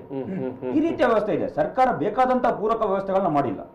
ಮತ್ತು ಮರಣ ಪ್ರಮಾಣ ನೀವು ನೋಡಿ, ನಾವು ದಕ್ಷಿಣ ಕನ್ನಡ ಜಿಲ್ಲೆ ವೈದ್ಯಕೀಯ ಕ್ಷೇತ್ರದಲ್ಲಿ ದಕ್ಷಿಣ ಭಾರತದಲ್ಲಿ ಅತ್ಯುತ್ತಮವಾದ ಒಂದು ಜಿಲ್ಲೆ ಅಂತೇವೆ, ನಂಬರ್ 1 ಅಂತೇವೆ. ಕೇರಳದಿಂದನೂ ಇಲ್ಲಿಗೆ ಬರ್ತಾರೆ, ಸಕಲೇಶ್ಪುರ ಹಾಸನದಿಂದ ಬರ್ತಾರೆ, ಮಡಿಕೇರಿ ಭಟ್ಕಳದಿಂದ ಇಲ್ಲಿ ಚಿಕಿತ್ಸೆ, ಆದ್ರೆ ಅತಿ ಹೆಚ್ಚು ಮರಣಗಳು ಸಂಭವಿಸಿದ್ದು ದಕ್ಷಿಣ ಕನ್ನಡ ಜಿಲ್ಲೆಯಲ್ಲಿ. ಅದು ಯಾಕೆ ಅನ್ನೋದ್ರ ಬಗ್ಗೆನೂ ಚರ್ಚೆಗಳಾಗಬೇಕಾಗಿದೆ. ಜೊತೆಗೆ ನಾವು ಹೇಳ್ತೇವೆ, ಇಲ್ಲಿ ಖಾಸಗಿ ಆಸ್ಪತ್ರೆಗಳು ಯಾಕೆ ಲೂಟಿಗಿಳಿದಿದೆ ಅಂದ್ರೆ ಸರ್ಕಾರಿ ಮೆಡಿಕಲ್ ಕಾಲೇಜಿನ ಕೊರತೆ ಇದೆಯಲ್ಲ ಈ ಜಿಲ್ಲೆಗೆ, ಅದು ಪ್ರಬಲವಾಗಿ ಕಾಡ್ತಾ ಇದೆ. ನೀವು 8, 9, 7, 8 ಮೆಡಿಕಲ್ ಕಾಲೇಜಿಗೆ ನೀವು ಅವಕಾಶ ಕೊಟ್ಟಾಗ ಖಾಸಗಿಯವರಿಗೆ, ನಾವು ಇಲ್ಲಿಗೆ ಒಂದು ಸರ್ಕಾರಿ ಮೆಡಿಕಲ್ ಕಾಲೇಜ್ ತನ್ನ ಕೊಡಿ ಅನ್ನೋ ರೀತಿಯ ಬೇಡಿಕೆಯನ್ನು ಹಲವು ವರ್ಷಗಳಿಂದ ಇಡ್ತಾ ಬಂದಿದ್ದೇವೆ. ಜಿಲ್ಲೆಗೆ ಯುಟಿ ಖಾದರ್ ಅವರಿಗೆ ಆರೋಗ್ಯ ಸಚಿವ ಸ್ಥಾನ ಬಂತು, ಒಂದು ಉತ್ತಮ ಅವಕಾಶ ಇತ್ತು ಜಿಲ್ಲೆಗೆ ಒಂದು ಮೆಡಿಕಲ್ ಕಾಲೇಜ್ ತರಲಿಕ್ಕೆ. ನಮ್ಮ ಬಡವರ ಮಕ್ಕಳು, ಬಿಡಿ ಕಾರ್ಮಿಕರ ಮಕ್ಕಳು, ಮೀನಿಡಿಯುವಂತಹ ಮಗುವೀರರ ಮಕ್ಕಳು, ರಿಕ್ಷಾ ಚಾಲಕರ ಮಕ್ಕಳು 4-5 ಲಕ್ಷದಲ್ಲಿ ಮೆಡಿಕಲ್ ಓದಿ ಡಾಕ್ಟರ್ ಆಗಬಹುದು. ಇಂಥ ಒಂದು ಅವಕಾಶವನ್ನು ಇಲ್ಲಿ ಕಲ್ಪಿಸಬಹುದಿತ್ತು. ಲಾಬಿ ನಡೀತದೆ, ಲಾಬಿ. ಆದ್ರೆ ಮೆಡಿಕಲ್ ಕಾಲೇಜ್ ಆಗ್ಲೂ ಬಂತು, ಖಾಸಗಿಯವರಿಗೆ ಬಂತು. ಇದು ಬಡವರ ಮಕ್ಕಳು ವೈದ್ಯಕೀಯ ಕ್ಷೇತ್ರವನ್ನು ವಂಚಿತರಾಗ್ತಿದ್ದಾರೆ. ಜೊತೆಗೆ ಇವತ್ತು ನೋಡಿ, ಜಿಲ್ಲಾ ಆರೋಗ್ಯಾಧಿಕಾರಿಗಳು ಮೊನ್ನೆ ಹೇಳಿದ್ರು, ಎಲ್ಲ ಕಡೆ ವೈದ್ಯಕೀಯ ಸಿಬ್ಬಂದಿಗಳ ಕೊರತೆ ಇದೆ. ಅಂಬ್ಲಮೊಗರು ಅನ್ನೋ ಒಂದು ಗ್ರಾಮದಲ್ಲಿ, ಅಲ್ಲಿ ಮುಂದೆ ಹೋಗಿ ನಾವು ಮಾತಾಡಿದ್ವಿ, ಅಲ್ಲಿ ಸಿಬ್ಬಂದಿಗಳ ಕೊರತೆನೂ ಇದೆ. ಜೊತೆಗೆ ಅಲ್ಲೊಂದು ಹೊಸ ಕಟ್ಟಡವನ್ನ ಕಟ್ಟಿದ್ದಾರೆ ಪ್ರಾಥಮಿಕ ಆರೋಗ್ಯ ಕೇಂದ್ರಕ್ಕೆ, 1,30,30,00,000 ಅಂದಾಜು ಮೊತ್ತದಲ್ಲಿ. ಇನ್ನು ಅಲ್ಲಿಗೆ ಶಿಫ್ಟ್ ಆಗಿಲ್ಲ ಅಲ್ಲಿ, ಯಾಕಂದ್ರೆ ಅಲ್ಲಿ ಸಿಬ್ಬಂದಿಗಳ ಕೊರತೆ ಇದೆ. ಜಿಲ್ಲಾ ಆರೋಗ್ಯಾಧಿಕಾರಿ ಹೇಳ್ತಾರೆ ಯಾರು ಬರಲ್ಲ, 60,000 ರೂಪಾಯಿ ಸಂಬಳ ಕೊಡಲಿಕ್ಕೆ ನಾವು ರೆಡಿ ಇದ್ದೇವೆ ಗ್ರಾಮಾಂತರ ಪ್ರದೇಶದಲ್ಲಿ ಸೇವೆ ಮಾಡುವ ವೈದ್ಯರಿಗೆ, ಆದ್ರೆ ವೈದ್ಯರ ಕೊರತೆ ಇದೆ, ಬರ್ತಾ ಇಲ್ಲ ಅಂತ. ಯಾಕೆ ಬರ್ತಾ ಇಲ್ಲ? ಖಾಸಗಿ ಕಾಲೇಜಲ್ಲಿ ಲಕ್ಷಗಟ್ಟಲೆ ಕೋಟಿಗಟ್ಟಲೆ ಇವನು 60,000 ರೂಪಾಯಿ ಬರಲ್ಲ. ಇಲ್ಲಿ ಬೇಕಾಬಿಟ್ಟು ಬಿಲ್ ಮಾಡ್ಲಿಕ್ಕಾಗುತ್ತೆ. ನಾವು ಒಂದು 2 ರೂಪಾಯಿ ಐಟಮ್ ಯಾರಾದ್ರೂ ಮಾಡಿದ್ರೆ ಟ್ಯಾಕ್ಸ್, GST, CST ಅಂತ ಕೇಳುವಂತವ್ರು, ಇವರಿಗೆ ಬಿಲ್ಲೇ ಇಲ್ಲ, ಇವರಿಗೆ ಟ್ಯಾಕ್ಸೇ ಇಲ್ಲ. ಈ ರೀತಿಯ ವ್ಯವಸ್ಥೆಗಳು ವೈದ್ಯಕೀಯ ಕ್ಷೇತ್ರ ನೋಡಿ, ಒಂದು ಶಿಕ್ಷಣ, ವಸತಿ, ವೈದ್ಯಕೀಯ ಇದು ಸೇವಾ ಕ್ಷೇತ್ರಗಳಾಗಿರ್ಬೇಕಾಗಿತ್ತು. ಆದ್ರೆ ಇದು ಉದ್ಯಮವಾಗಿರೋದಿದೆಯಲ್ಲ, ಇದು ಆತಂಕಕಾರಿ ಬೆಳವಣಿಗೆ. ಎಲ್ಲ ಈಗ ಒಂದು ಫಿಡೆಲ್ ಕ್ಯಾಸ್ಟ್ರೋ ಒಂದು ಮಾತು ಹೇಳ್ತಾರೆ, ಕ್ಯೂಬಾದು, ಇವತ್ತು ಜಗತ್ತಿನಲ್ಲೇ ಕ್ಯೂಬಾ ಎಲ್ಲ ಕಡೆಗೂ ವೈದ್ಯರನ್ನ ಕಳಿಸಿದಂತ ದೇಶ. ಅವ್ರು ಹೇಳ್ತಾರೆ, ನನ್ನಲ್ಲಿ ನ್ಯೂಕ್ಲಿಯರ್ ಬಾಂಬ್ ಇಲ್ಲ, ಬಟ್ ನಾನು ವೈದ್ಯರನ್ನ ತಯಾರಿಸಿದ್ದೀನಿ ಅಂತ. ಇಟಲಿಗೂ ಕಳಿಸಿದ್ದು ವೈದ್ಯರನ್ನ. ಇದು ಗಮನಿಸಬೇಕಾದ ವಿಚಾರ. ಜಗತ್ತಿನಲ್ಲಿ ಕ್ಯೂಬಾ ಅನ್ನೋದೊಂದು ಸಣ್ಣ ದೇಶ, ಬಹುಶಃ ನಮ್ಮ ಒಂದು ಕೊಡಗು ಮತ್ತು ದಕ್ಷಿಣ ಕನ್ನಡ ಜಿಲ್ಲೆಗಳು. ಕೊರೋನಾ ಬಂದ ಸಂದರ್ಭದಲ್ಲಿ ಅವರು ಆ ದೇಶದ ಆರೋಗ್ಯ ಪರಿಸ್ಥಿತಿಯನ್ನು ಎದುರಿಸಿಕೊಂಡು, ನೀವು ಹೇಳಿದಾಗೆ ಬೇರೆ ಬೇರೆ ದೇಶಗಳಿಗೆ ವೈದ್ಯರನ್ನು ಕಳಿಸಿಕೊಟ್ಟದ್ದು. ಯಾಕಂದ್ರೆ ಉಚಿತವಾಗಿ ನೀವು ವೈದ್ಯಕೀಯ ಶಿಕ್ಷಣವನ್ನು ಯಾರು ಕಲಿಯಲಿಕ್ಕೆ ಅರ್ಹ ಇರ್ತಾನೆ, ಯಾರಿಗೆ ಒಳ್ಳೆಯ ಅಂಕಗಳಿರ್ತವೆ, ಅವನಲ್ಲಿ ಉಚಿತವಾಗಿ ಎಜುಕೇಶನ್ ಕೊಡ್ತಾರೆ. ಇಂಥ ಲೂಟಿಕೋರ ಅಂತವರಿಂದ ನೀವು ಹೇಳಿದಾಗೆ ಸೇವೆಯನ್ನು ನಿರೀಕ್ಷೆ ಕೂಡ ಮಾಡ್ಲಿಕ್ಕೆ ಆಗುತ್ತೆ. ನಾನೊಂದು ಪೇಷಂಟ್ ಅನ್ನು ಕೊಂಡೋಗಿದ್ದೆ, ಅವರಿಗೆ ಸಂಪೂರ್ಣವಾಗಿ ಅವರು ಕೊರೋನಾದಲ್ಲಿ ಲೂಟಬಹುದಿತ್ತು. 1,500 ಬಿಲ್ ಅಲ್ಲಿ ನಾನು ಗುರುತ ಪರಿಚಯ ಏನ್ ಹೇಳಲಿಲ್ಲ. ಖಾಸಗಿ ಆಸ್ಪತ್ರೆ ಬೆಂದೂರುವೆಲ್ಲಲ್ಲಿ 1.5 ಗಂಟೆ ಒಳಗೆ ಆ ಹೆಂಗಸನ್ನು, 90 ಇಯರ್ಸ್ ಇದೆ ಹೆಂಗಸು, ಹೊರಗೆ ಕಳಿಸಿ ನನಗೆ ಮಾಸ್ಕ್ ಒಂದು ಹಾಕ್ಲಿಕ್ಕೆ ಹೇಳಿದರು.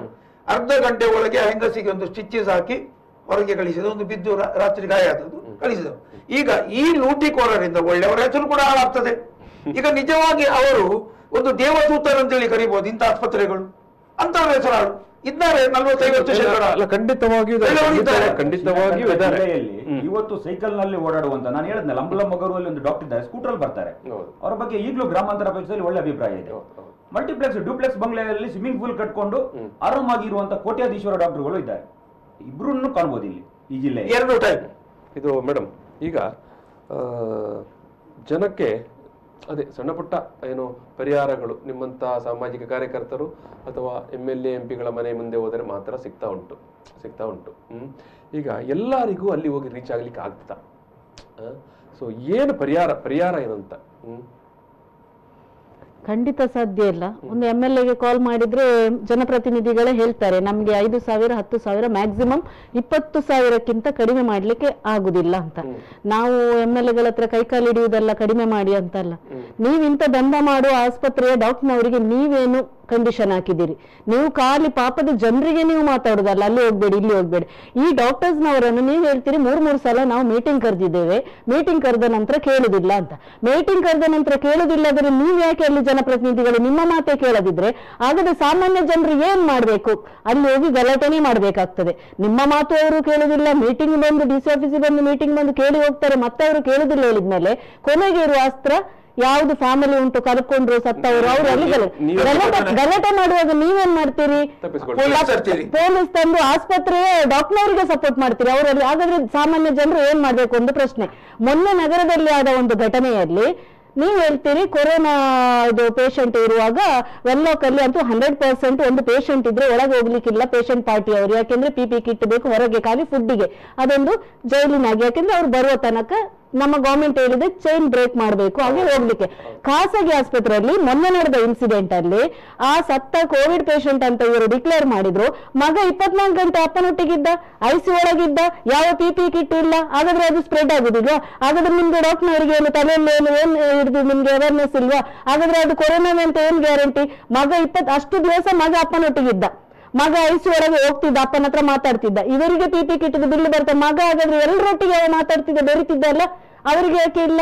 ಎಲ್ಲಿ ಸ್ಪ್ರೆಡ್ ಆಗುದಿಲ್ವಾ? ಇದು ಯಾವನ? ಆಗ ಡಾಕ್ಟರ್ನವರಿಗೆ ಏನ್ ಗೊತ್ತಾಗುದಿಲ್ಲ ಕೊರೋನಾ ಅಂದ್ರೆ ಇದೇನು, ಕೊರೋನಾ ಅಂತ ದೃಢಪಟ್ಟ ಮೇಲೆ ಹೇಗೆ ಮಾಡ್ತಾರೆ ಒಂದು ಪ್ರಶ್ನೆ.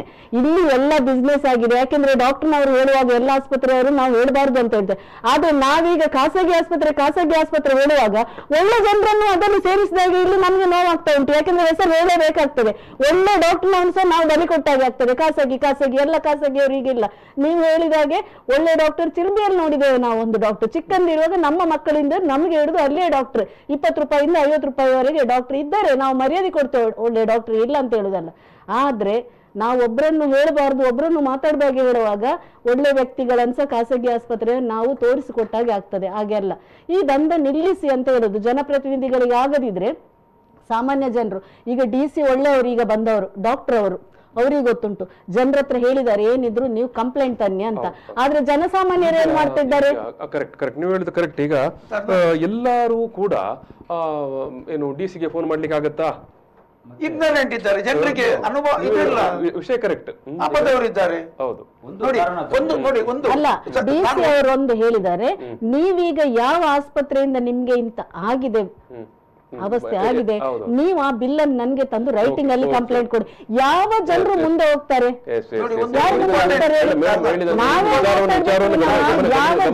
ಕೇಳಿಸ್ಕೊಳ್ಳಿ, ಜಿಲ್ಲಾಧಿಕಾರಿಗಳು ಹೇಳಿರುವಂತ ವಿಚಾರ ಇದು.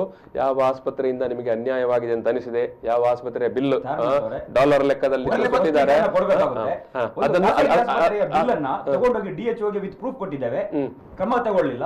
ಅದಕ್ಕೋಸ್ಕರವೇ ಜಿಲ್ಲಾ ಆರೋಗ್ಯಾಧಿಕಾರಿಗಳ ಕಚೇರಿಯ ಮುಂದೆ ಇಬ್ಬರನ್ನ ಶವದ ರೀತಿಯಲ್ಲೇ ಮಲಗಿಸಿ ನಾವು ಪ್ರತಿಭಟನೆಯನ್ನ ಮಾಡಿದ್ದೇವೆ. ಕ್ರಮ ಆಗ್ಲಿಲ್ಲ, ಇಲ್ಲಿವರೆಗೂ ಆಗ್ಲಿಲ್ಲ. ಇವತ್ತು ನಾನು ಬರುವವರೆಗೂ ಅವರ ವಿರುದ್ಧ ಕ್ರಮ ನಡೆದಿಲ್ಲ.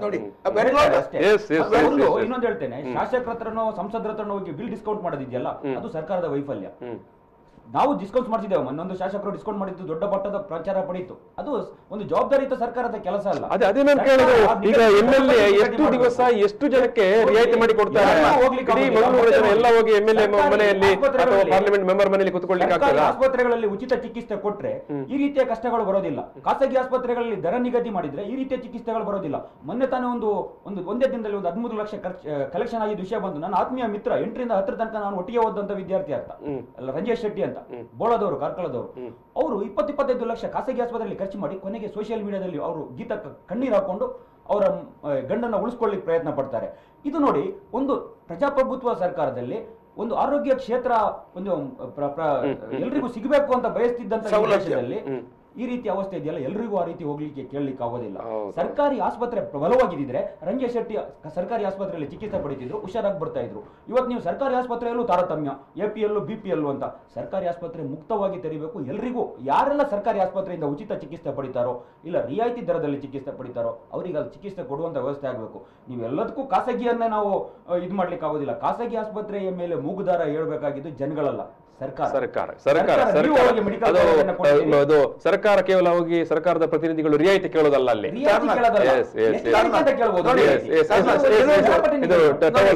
ನಾವು ಚರ್ಚೆಯನ್ನು ಮತ್ತೆ ಮುಂದುವರಿಸ ಸಣ್ಣ ಬ್ರೇಕ್ ತಗೊಳ್ಳೋ, ಬ್ರೇಕ್ ನಂತರ ನಾವು ಆ ವಿಚಾರವನ್ನು ಮತ್ತೆ ಮುಂದುವರಿಸುವ.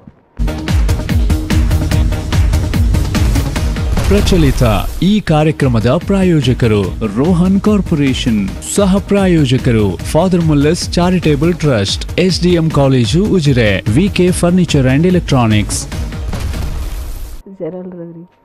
ನಮಸ್ಕಾರ. ಮತ್ತೆ ಈ ಒಂದು ಕಾರ್ಯಕ್ರಮವನ್ನು ಡಾಲರ್ ತಕ್ಕಡಿ ಸಂವಾದವನ್ನು ಮುಂದುವರಿಸ್ತಾ ಇದ್ದೇವೆ. ಅಂದರೆ ಕೊರೋನಾ ಕಾಲದಲ್ಲಿ ಯಾವ ರೀತಿ ಖಾಸಗಿ ಆಸ್ಪತ್ರೆಗಳು ಸುಲಿಗೆಗೆ ನಿಂತಿವೆ ಅನ್ನೋದನ್ನು ನಾವು ಅದನ್ನು ಇಡೀ ಕರ್ನಾಟಕ ರಾಜ್ಯದಲ್ಲಿ ನೋಡ್ತಾ ಇದ್ದೇವೆ. ಜನ ತೀವ್ರವಾದ ಆಕ್ರೋಶ ವ್ಯಕ್ತಪಡಿಸ್ತಾ ಇದ್ದಾರೆ, ನೋವನ್ನು ವ್ಯಕ್ತಪಡಿಸಿದ್ದಾರೆ, ಸಂಕಟ ಪಡ್ತಾ ಇದ್ದಾರೆ. ಸರ್ಕಾರವು ಕೇಳೋದಿಲ್ಲ ಅಥವಾ ನಮ್ಮನ್ನು ಪ್ರತಿನಿಧಿಸ್ತಾ ಇರುವಂಥ ಜನಪ್ರತಿನಿಧಿಗಳು ಕೂಡ ಕೇವಲ ಒಂದು ಸಣ್ಣ ಪುಟ್ಟ ರಿಯಾಯಿತಿಯಿಂದಲೇ ಸಂತೃಪ್ತಿ ಪಡ್ಕೊಳ್ತಾ ಇದ್ದಾರೆ. ಬಟ್ ಜನ ಮಾತ್ರ ಪಡುವಂಥ ಪಾಡು ಅದು ಯಾರಿಗೂ ಅದು ಅಲ್ಲಿ ಆ ಒಂದು ಕಷ್ಟ ಮತ್ತು ಅಂಥ ಒಂದು ಸಂಕಷ್ಟಕ್ಕೆ ಸಿಲುಕಿದವನಿಗೆ ಗೊತ್ತೋದು. ಬಟ್ ಒಂದು ವಿಚಾರ, ನೀವು ಯಾರೀಗ ಈ ಟಿ ವಿ ನೋಡ್ತಾ ಇದ್ದೀರಿ, ಪ್ರತಿಯೊಬ್ಬರೂ ಕೂಡ ಇಂಥ ಒಂದು ಕಥೆಯನ್ನು ಕೇಳಿಯೇ ಇರ್ತೀರಿ. ಒಂದು ನಿಮ್ಮ ಮನೆಯದ್ದು ಅಥವಾ ನಿಮ್ಮ ಪಕ್ಕದವು ಅಥವಾ ನಿಮ್ಮ ಊರಿದ್ದು.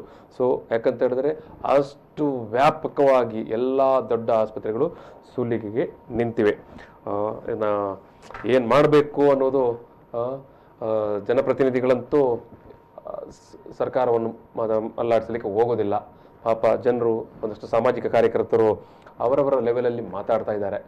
ಕನಿಷ್ಠ ಇದನ್ನು ನೋಡ್ತಾ ಇರುವಂಥವರಿಗಾದರೂ ಆ ಆಸ್ಪತ್ರೆಗಳಿಗೋ ಅಥವಾ ಜನಪ್ರತಿನಿಧಿಗಳಿಗೋ ಅಥವಾ ಸರ್ಕಾರದ ಪ್ರತಿನಿಧಿಗಳಿಗೋ ಅಥವಾ ಜಿಲ್ಲಾಡಳಿತ ಪ್ರತಿನಿಧಿಗಳಿಗೋ ತಕ್ಕ ಮಟ್ಟಿಗಾದರೂ ಜನರ ನೋವು ಅರ್ಥ ಆಗಲಿ, ತಕ್ಕ ಮಟ್ಟಿಗಾದರೂ ಮತ್ತೆ ಆ ಆಸ್ಪತ್ರೆಗಳಿಗೆ ಭೇಟಿ ಕೊಟ್ಟು, ಅಂದರೆ ಅಧಿಕಾರಿಗಳು ಜನಪ್ರತಿನಿಧಿಗಳು ಅವರನ್ನು ಸ್ವಲ್ಪ ಬೆಂಡೆತ್ತುವಂಥ ಕೆಲಸ ಮಾಡಿದರೆ ಬಹುಶಃ ಮುಂದಿನ ದಿನಗಳಾದರೂ ಸ್ವಲ್ಪ ನೆಮ್ಮದಿಯನ್ನು ಕಾಣಬಹುದು. ಯಾಕಂತ ಹೇಳಿದ್ರೆ ಇಡೀ ಸಮಾಜ ಇವತ್ತು ಕಷ್ಟದಲ್ಲಿ ಕಷ್ಟ, ಉದ್ಯೋಗ ಇಲ್ಲ, ಸಂಬಳ ಇಲ್ಲ, ಇನ್ನೊಂದು ಕಡೆ ಏನು ಕಂಪನಿಗಳು, ಫ್ಯಾಕ್ಟ್ರಿಗಳು ಎಲ್ಲ ಮುಚ್ಚಿ ಹೋಗುವಂಥ ಪರಿಸ್ಥಿತಿ, ಆರ್ಥಿಕ ವ್ಯವಸ್ಥೆ ಕಂಪ್ಲೀಟ್ ಕುಸಿದು ಹೋಗಿದೆ.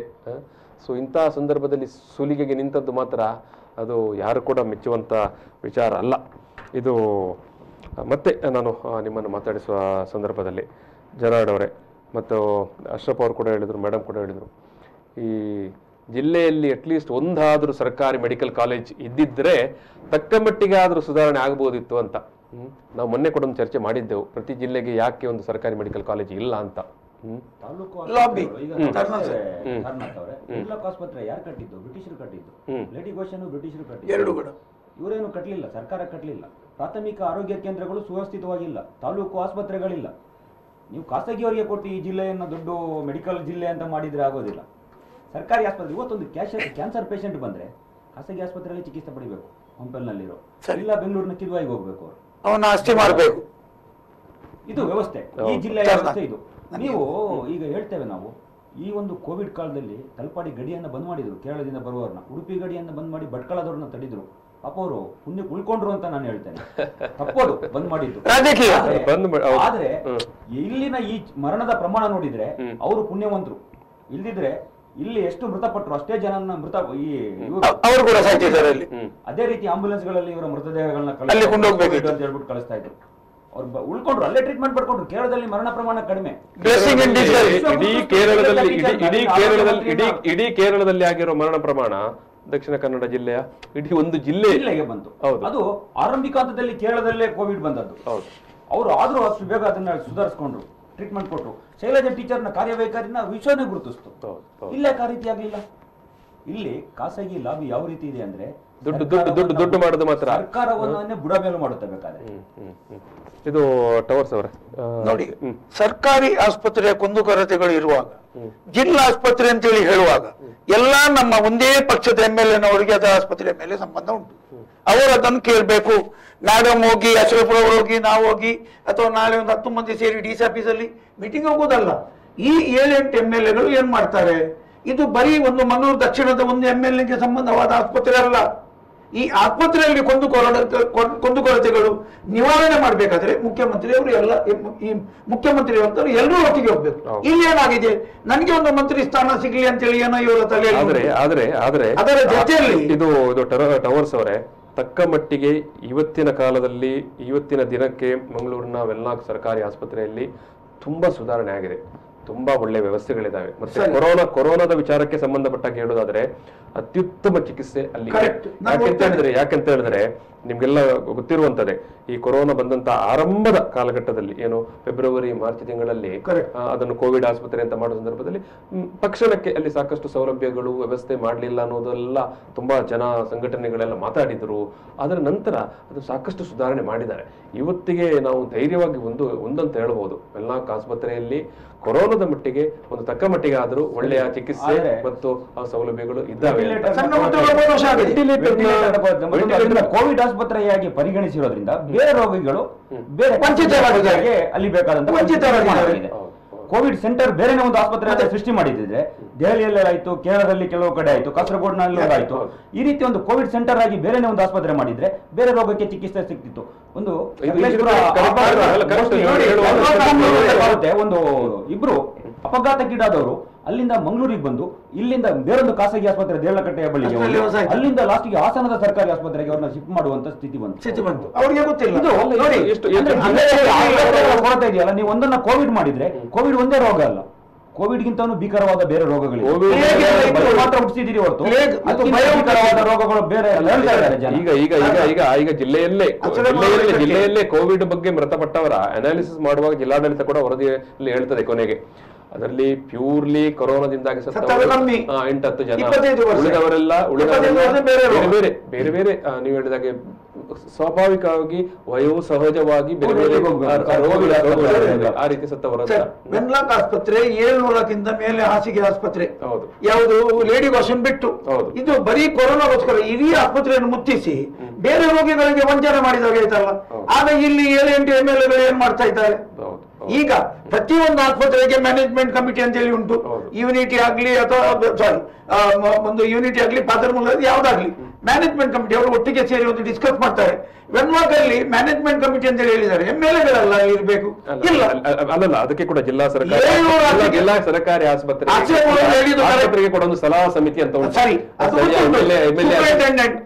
ಸ್ಥಳೀಯ MLA ಅಧ್ಯಕ್ಷತೆ ಕೂಡ ಸದಸ್ಯರನ್ನು ನಾಮನಿರ್ದೇಶನ ಮಾಡಿದ್ದಾರೆ. ನನಗೆ ಗೊತ್ತುಂಟು. ಸೂಪರಿಂಟೆಂಡೆಂಟ್, ನರ್ಸಿಂಗ್ ಸೂಪರಿಂಟೆಂಡೆಂಟ್ ನೋಡಿ. ಈಗ ಅಶ್ರಫ್ ಅವರು ಹೇಳಿದಾಗೆ ಹಾಗಾದ್ರೆ ಈ ಸಾಮಾನ್ಯ ಇದು ರೋಗಿಗಳಿಗೆ ವಂಚನೆ ಮಾಡಿದಾಗ ಆಯ್ತಲ್ಲ, ಅದರ ನಂತರ ಭಯ ಹುಟ್ಟಿಸಿದ್ದು ದೊಡ್ಡ ತಪ್ಪು. ಈಗ ದೊಡ್ಡ ಪ್ಲೇಗ್ ರೋಗ ಬಂದಾಗೆ ಅಲ್ಲ. ನನ್ನ ಹತ್ರ ಇನ್ನೂ ಒಂದು ಪ್ರಶ್ನೆ ಇರುವಂತದ್ದು ನೋಡಿ, ಭಾರಿ ಆಶ್ಚರ್ಯ ಮತ್ತೊಂದು ಪ್ರಶ್ನೆ ಏನಂತ ಹೇಳಿದ್ರೆ, ಈಗ ಕೊರೋನಾ ಪಾಸಿಟಿವ್ ಬಂದ ತಕ್ಷಣ ಈ ಖಾಸಗಿ ಆಸ್ಪತ್ರೆಯವರು ಸಿಕ್ಕಾಬಟ್ಟೆ ರೇಟ್ ಮಾಡ್ತಾರೆ. ಅವರಿಗೆ ಅದು ಕೊಟ್ಟಿದ್ದೇವೆ, ಇದು ಕೊಟ್ಟಿದ್ದೇವೆ, ನೀವೆಲ್ಲ ನೋಡಿರುವಂತದ್ದು. ನಾನು ಕೇಳೋದು, ಈ ಫೆಬ್ರವರಿ ತಿಂಗಳಲ್ಲಿ ಮಾರ್ಚ್ ಲಾಕ್ಡೌನ್ ಮಾರ್ಚ್ ಏಪ್ರಿಲ್ ಅಲ್ಲಿ ಒಂದೇ ಒಂದು ಖಾಸಗಿ ಆಸ್ಪತ್ರೆಯವನು ಒಬ್ಬ ಪಾಸಿಟಿವ್ ಇದ್ದವನನ್ನು ಕರೆದು ಬಾ ನಿನಗೆ ನಾನು ಟ್ರೀಟ್ಮೆಂಟ್ ಕೊಡ್ತೇನೆ ಅಂತ ಮುಂದೆ ಬಂದದುಂಟ? ಯಾರಿಲ್ಲ.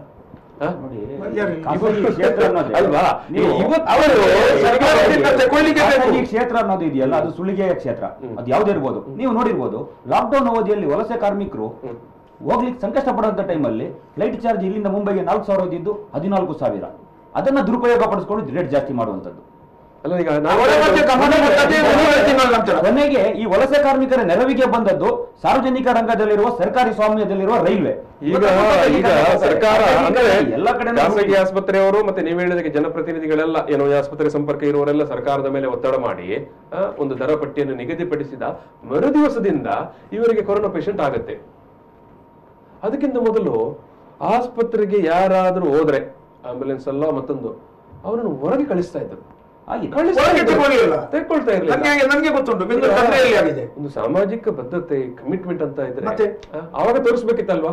ಇಲ್ಲ, ಇತರ ರೋಗದಿಂದ ಸಾಯಿದು ಅಂತ ಹೇಳ್ತಾ ಇದ್ರು. ನಾವೀಗ ಹೇಳ್ತೇವೆ ಕೊರೋನಾದಿಂದ ಸತ್ತ ಸಂಖ್ಯೆ ಕಡಿಮೆ, ಇತರ ರೋಗದಿಂದ. ನೀವು ಅಲ್ಲಿ ಹೋದಾಗ ಇತರ ರೋಗದವರನ್ನು 3 ದಿವಸ ಕೊರೋನಾ ಟೆಸ್ಟ್ ನಿಮ್ಗೆ ಮಾಡಿ ಬರ್ಬೇಕಾದ್ರೆ ಆ ರೋಗಕ್ಕೆ ಮದ್ದು ಕೊಡದಿದ್ರೆ ಅವನಲ್ಲಿ ಸಾಯ್ತಾನೆ. ಹೇಳುದೆಂತ? ಕೊರೋನಾದಿಂದ ಇಲ್ಲ, ನೀವು ಟ್ರೀಟ್ಮೆಂಟ್ ಮಾಡಿಲ್ಲ. ಯಾಕೆಂದ್ರೆ ಎಕ್ಸಾಂಪಲ್, ಒಂದು ಹಾಸ್ಪಿಟಲ್ ಅಲ್ಲಿ ಗರ್ಭಿಣಿ ಒಬ್ಳು ಕೂಗಿದ್ದಾಳೆ, ನನ್ಗೆ ಡೆಲಿವರಿಗೆ ಬಂದವಳು, ನನ್ನನ್ನು ಟೆಸ್ಟಿಗೆ ಕುಡಿಯಲ್ ಬಯಲಿಗೆ ಹೋಗಿ ಅಂತ ಹೇಳ್ತಿದ್ದಾರೆ. ಇಲ್ಲಿಲ್ಲ, ಆಗ ಕೊರೋನಾ ಟೆಸ್ಟ್ ಕೆಲವು ಹಾಸ್ಪಿಟಲ್ ಇರ್ಲಿಲ್ಲ. ಆಗ ಏನು ಮಾಡ್ಬೇಕು ನಾನು ಡೆಲಿವರಿ ಅಂತ ಅವರು ಇದ್ದಾರೆ. ನಾನು ವೈಯಕ್ತಿಕ ಇದು ಜಿಲ್ಲಾಧಿಕಾರಿಗಳು ಕರೆದಂತ ಒಂದು ಪತ್ರಿಕಾಗೋಷ್ಠಿಯಲ್ಲಿ ನಾನು ಕೂಡ ಜಿಲ್ಲಾಧಿಕಾರಿಗಳಿಗೆ, ಮೊದಲನೇ ಜಿಲ್ಲಾಧಿಕಾರಿಗಳಿಗೂ ಇವತ್ತಿನ ಜಿಲ್ಲಾಧಿಕಾರಿಗಳು ಇಬ್ಬರಿಗೂ ಹೇಳಿದ್ದೇನೆ, ಆಂಬ್ಯುಲೆನ್ಸ್ ಅಲ್ಲಿ ಪೇಷಂಟ್ ಅನ್ನು ಮಲಗಿಸಿಕೊಂಡು ಬೆಳಿಗ್ಗೆಯಿಂದ ಸಂಜೆ ತನಕ ಮಂಗಳೂರು ತಾಲೂಕು ಪೂರ್ತಿ ಸುತ್ತಿದ್ದಾರೆ. ಎಲ್ಲರೂ ರಿಜೆಕ್ಟ್. ಈಗ ಆಯುಷ್ಮಾನ್ ಯೋಜನೆಯಲ್ಲಿ ಟ್ರೀಟ್ಮೆಂಟ್ ಫ್ರೀ ಅಂತ ಈಗ ಆಯ್ತು, ಬಂತು, ಕೆಲವು ಖಾಸಗಿ ಆಸ್ಪತ್ರೆಗಳು ಮಾಡಬೇಕು ಅಂತ. ಎಲ್ಲಿ ಕೇಳೋರು ಇಂಪ್ಲಿಮೆಂಟೇಷನ್ ಎಷ್ಟು? ನಾವು ತರ್ತೇವೆ, ಇಂಪ್ಲಿಮೆಂಟ್ ಮಾಡುವವರು ಯಾರು? ಆಯುಷ್ಮಾನ್ ಯೋಜನೆಯಲ್ಲಿ ಇಷ್ಟು ಬೆಡ್ ಕೊಡ್ಬೇಕು. ಕೆಲವು ಡಾಕ್ಟರ್ನವ್ರು ಬಂದು ಮೊನ್ನೆ ಒಪ್ಪಿದ್ರು ನಮ್ಮ ಆಸ್ಪತ್ರೆಯಲ್ಲಿ ನಾವು ಮಾಡ್ತೇವೆ ಅಂತ. ಯಾರು ಮಾಡ್ತೇವೆ? ಮತ್ತೆ ಮೊದಲೊಂದು ಸಲ ಮಾಜಿ ಸ್ಪೀಕರ್ ಒಬ್ಬ ಬಂದಿದ್ರು ಇಲ್ಲಿ, ಮಾಜಿ ಸ್ಪೀಕರ್ ರಮೇಶ್ ರವರು ಬಂದಾಗ ಆಸ್ಪತ್ರೆ ಭೇಟಿ ನೀಡಿ ಎಲ್ಲ ಆಸ್ಪತ್ರೆಯಲ್ಲಿ ಸಹ ದರ ಪಟ್ಟಿ ಹಾಕಲೇಬೇಕು ಅಂತ ಹೇಳಿದ್ರು. ಯಾರು ಬೆಂಬಲ ಮಾಡಿದ್ರು? ಯಾವ ಕಾಂಗ್ರೆಸ್ ಬೆಂಬಲ ಮಾಡ್ಲಿಲ್ಲ, ಯಾವ ಬಿಜೆಪಿ ಯಾವ ಜೆಡಿಎಸ್ ಬೆಂಬಲ ಮಾಡ್ಲಿಲ್ಲ. ಆಗ್ಲೇ ಈ ದರ ಪಟ್ಟಿ ಕೊರೋನಾಕ್ಕಂತ ಅಲ್ಲ, ಪ್ರತಿಯೊಂದು ಟ್ರೀಟ್ಮೆಂಟ್ ಡಾಕ್ಟರ್ನವರು ಅವರಿಗೆ ಇಷ್ಟ ಫೀಸ್ ಮಾಡುದು, ದರ ಪಟ್ಟಿ ಹಾಕುವುದಲ್ಲ. ಕೆಲವೊಂದು ಮೂಲೆಯಲ್ಲಿ ಇರ್ತದೆ, ನೀವೆಲ್ಲ ಕ್ಯಾಂಟೀನ್ ಪಕ್ಕ ನೋಡಿ. ಈಗ ಹಾಳಾಗಿರೋದಿದೆಯಲ್ಲ, ಆಲ್ಬರ್ಟ್ ಐನ್ಸ್ಟೀನ್ ಒಂದ್ ಕಡೆ ಹೇಳ್ತಾರೆ, ವ್ಯವಸ್ಥೆ ಹಾಳಾಗೋದು ದುರಾಡಳಿತ ನಡೆಸುವ ದುರುಳರಿಂದಲ್ಲ, ಈ ಜಿಲ್ಲೆ ಇದೆಯಲ್ಲ, ಈ ಜಿಲ್ಲೆ ಚಳುವಳಿಯಿಂದ, ಸಾಮಾಜಿಕ ಚಳುವಳಿಗಳಿಂದ ಎಷ್ಟೋ ದೂರ ಇದೆ. ನಾವು ಕೋಮುವಾದದ ಅಮಲ್ನಲ್ಲಿದೆಯಲ್ಲ, ಸಾಮಾಜಿಕ ಆಂದೋಲನಗಳನ್ನ ಮರ್ತಿದ್ದೇವೆ. ಅದಕ್ಕಾಗಿ ಇಲ್ಲಿ ಅವ್ಯಾಹತ ಲೂಟಿ ನಡೀತಾ ಇದೆ. ನಿಜವಾಗ್ಲೂ ಇಲ್ಲಿನ ಜನರು ಮಾತಾಡಬೇಕಾದಂತ ವಿಷಯಗಳ ಬಗ್ಗೆ ಮಾತಾಡದೆ ಯಾವುದೋ ಕಾಲ್ಪನಿಕ ಅವಶ್ಯಕತೆ ಇಲ್ಲದ ವಿಷಯಗಳಿಗೆ ತಲೆ ಕೆಡಿಸ್ಕೊಳ್ತಾ ಇರೋದ್ರಿಂದನೇ ಈ ಜಿಲ್ಲೆಯಲ್ಲಿ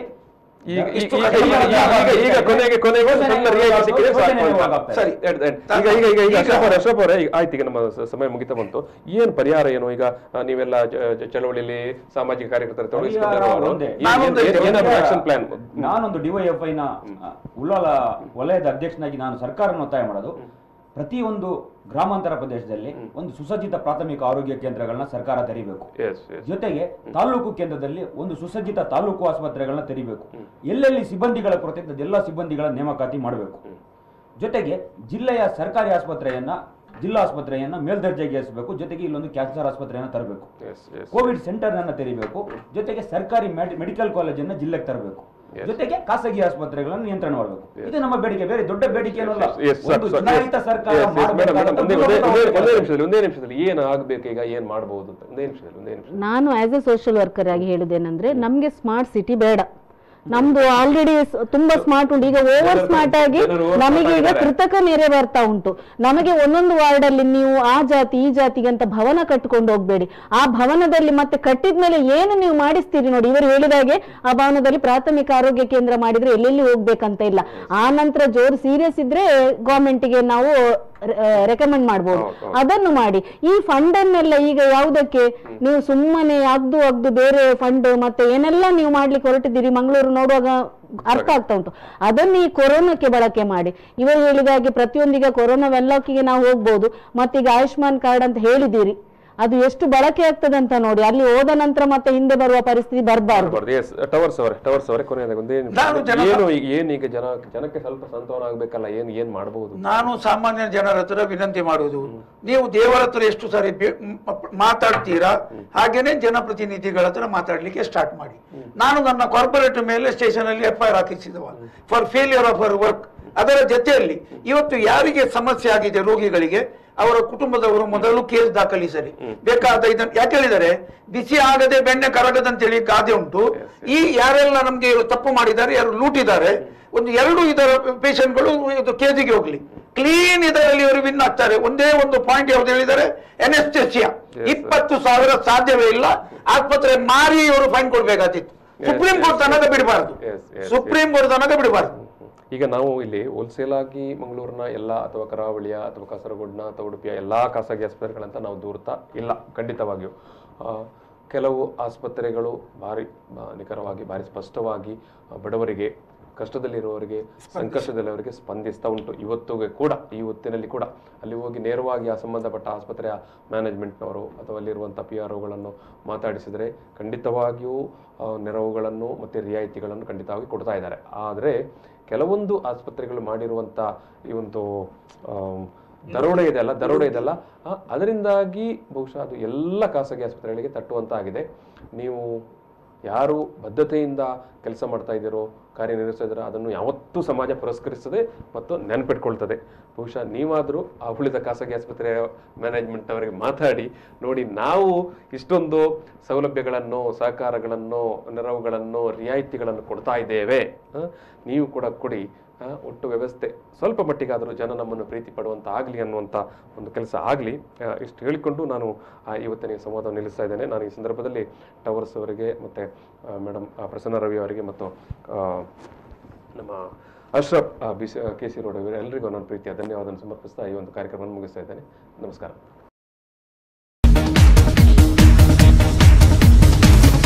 ಪ್ರಚಲಿತ ಈ ಕಾರ್ಯಕ್ರಮದ ಪ್ರಾಯೋಜಕರು ರೋಹನ್ ಕಾರ್ಪೊರೇಷನ್, ಸಹ ಪ್ರಾಯೋಜಕರು father Muller's charitable trust, SDM college Ujire, VK furniture and electronics.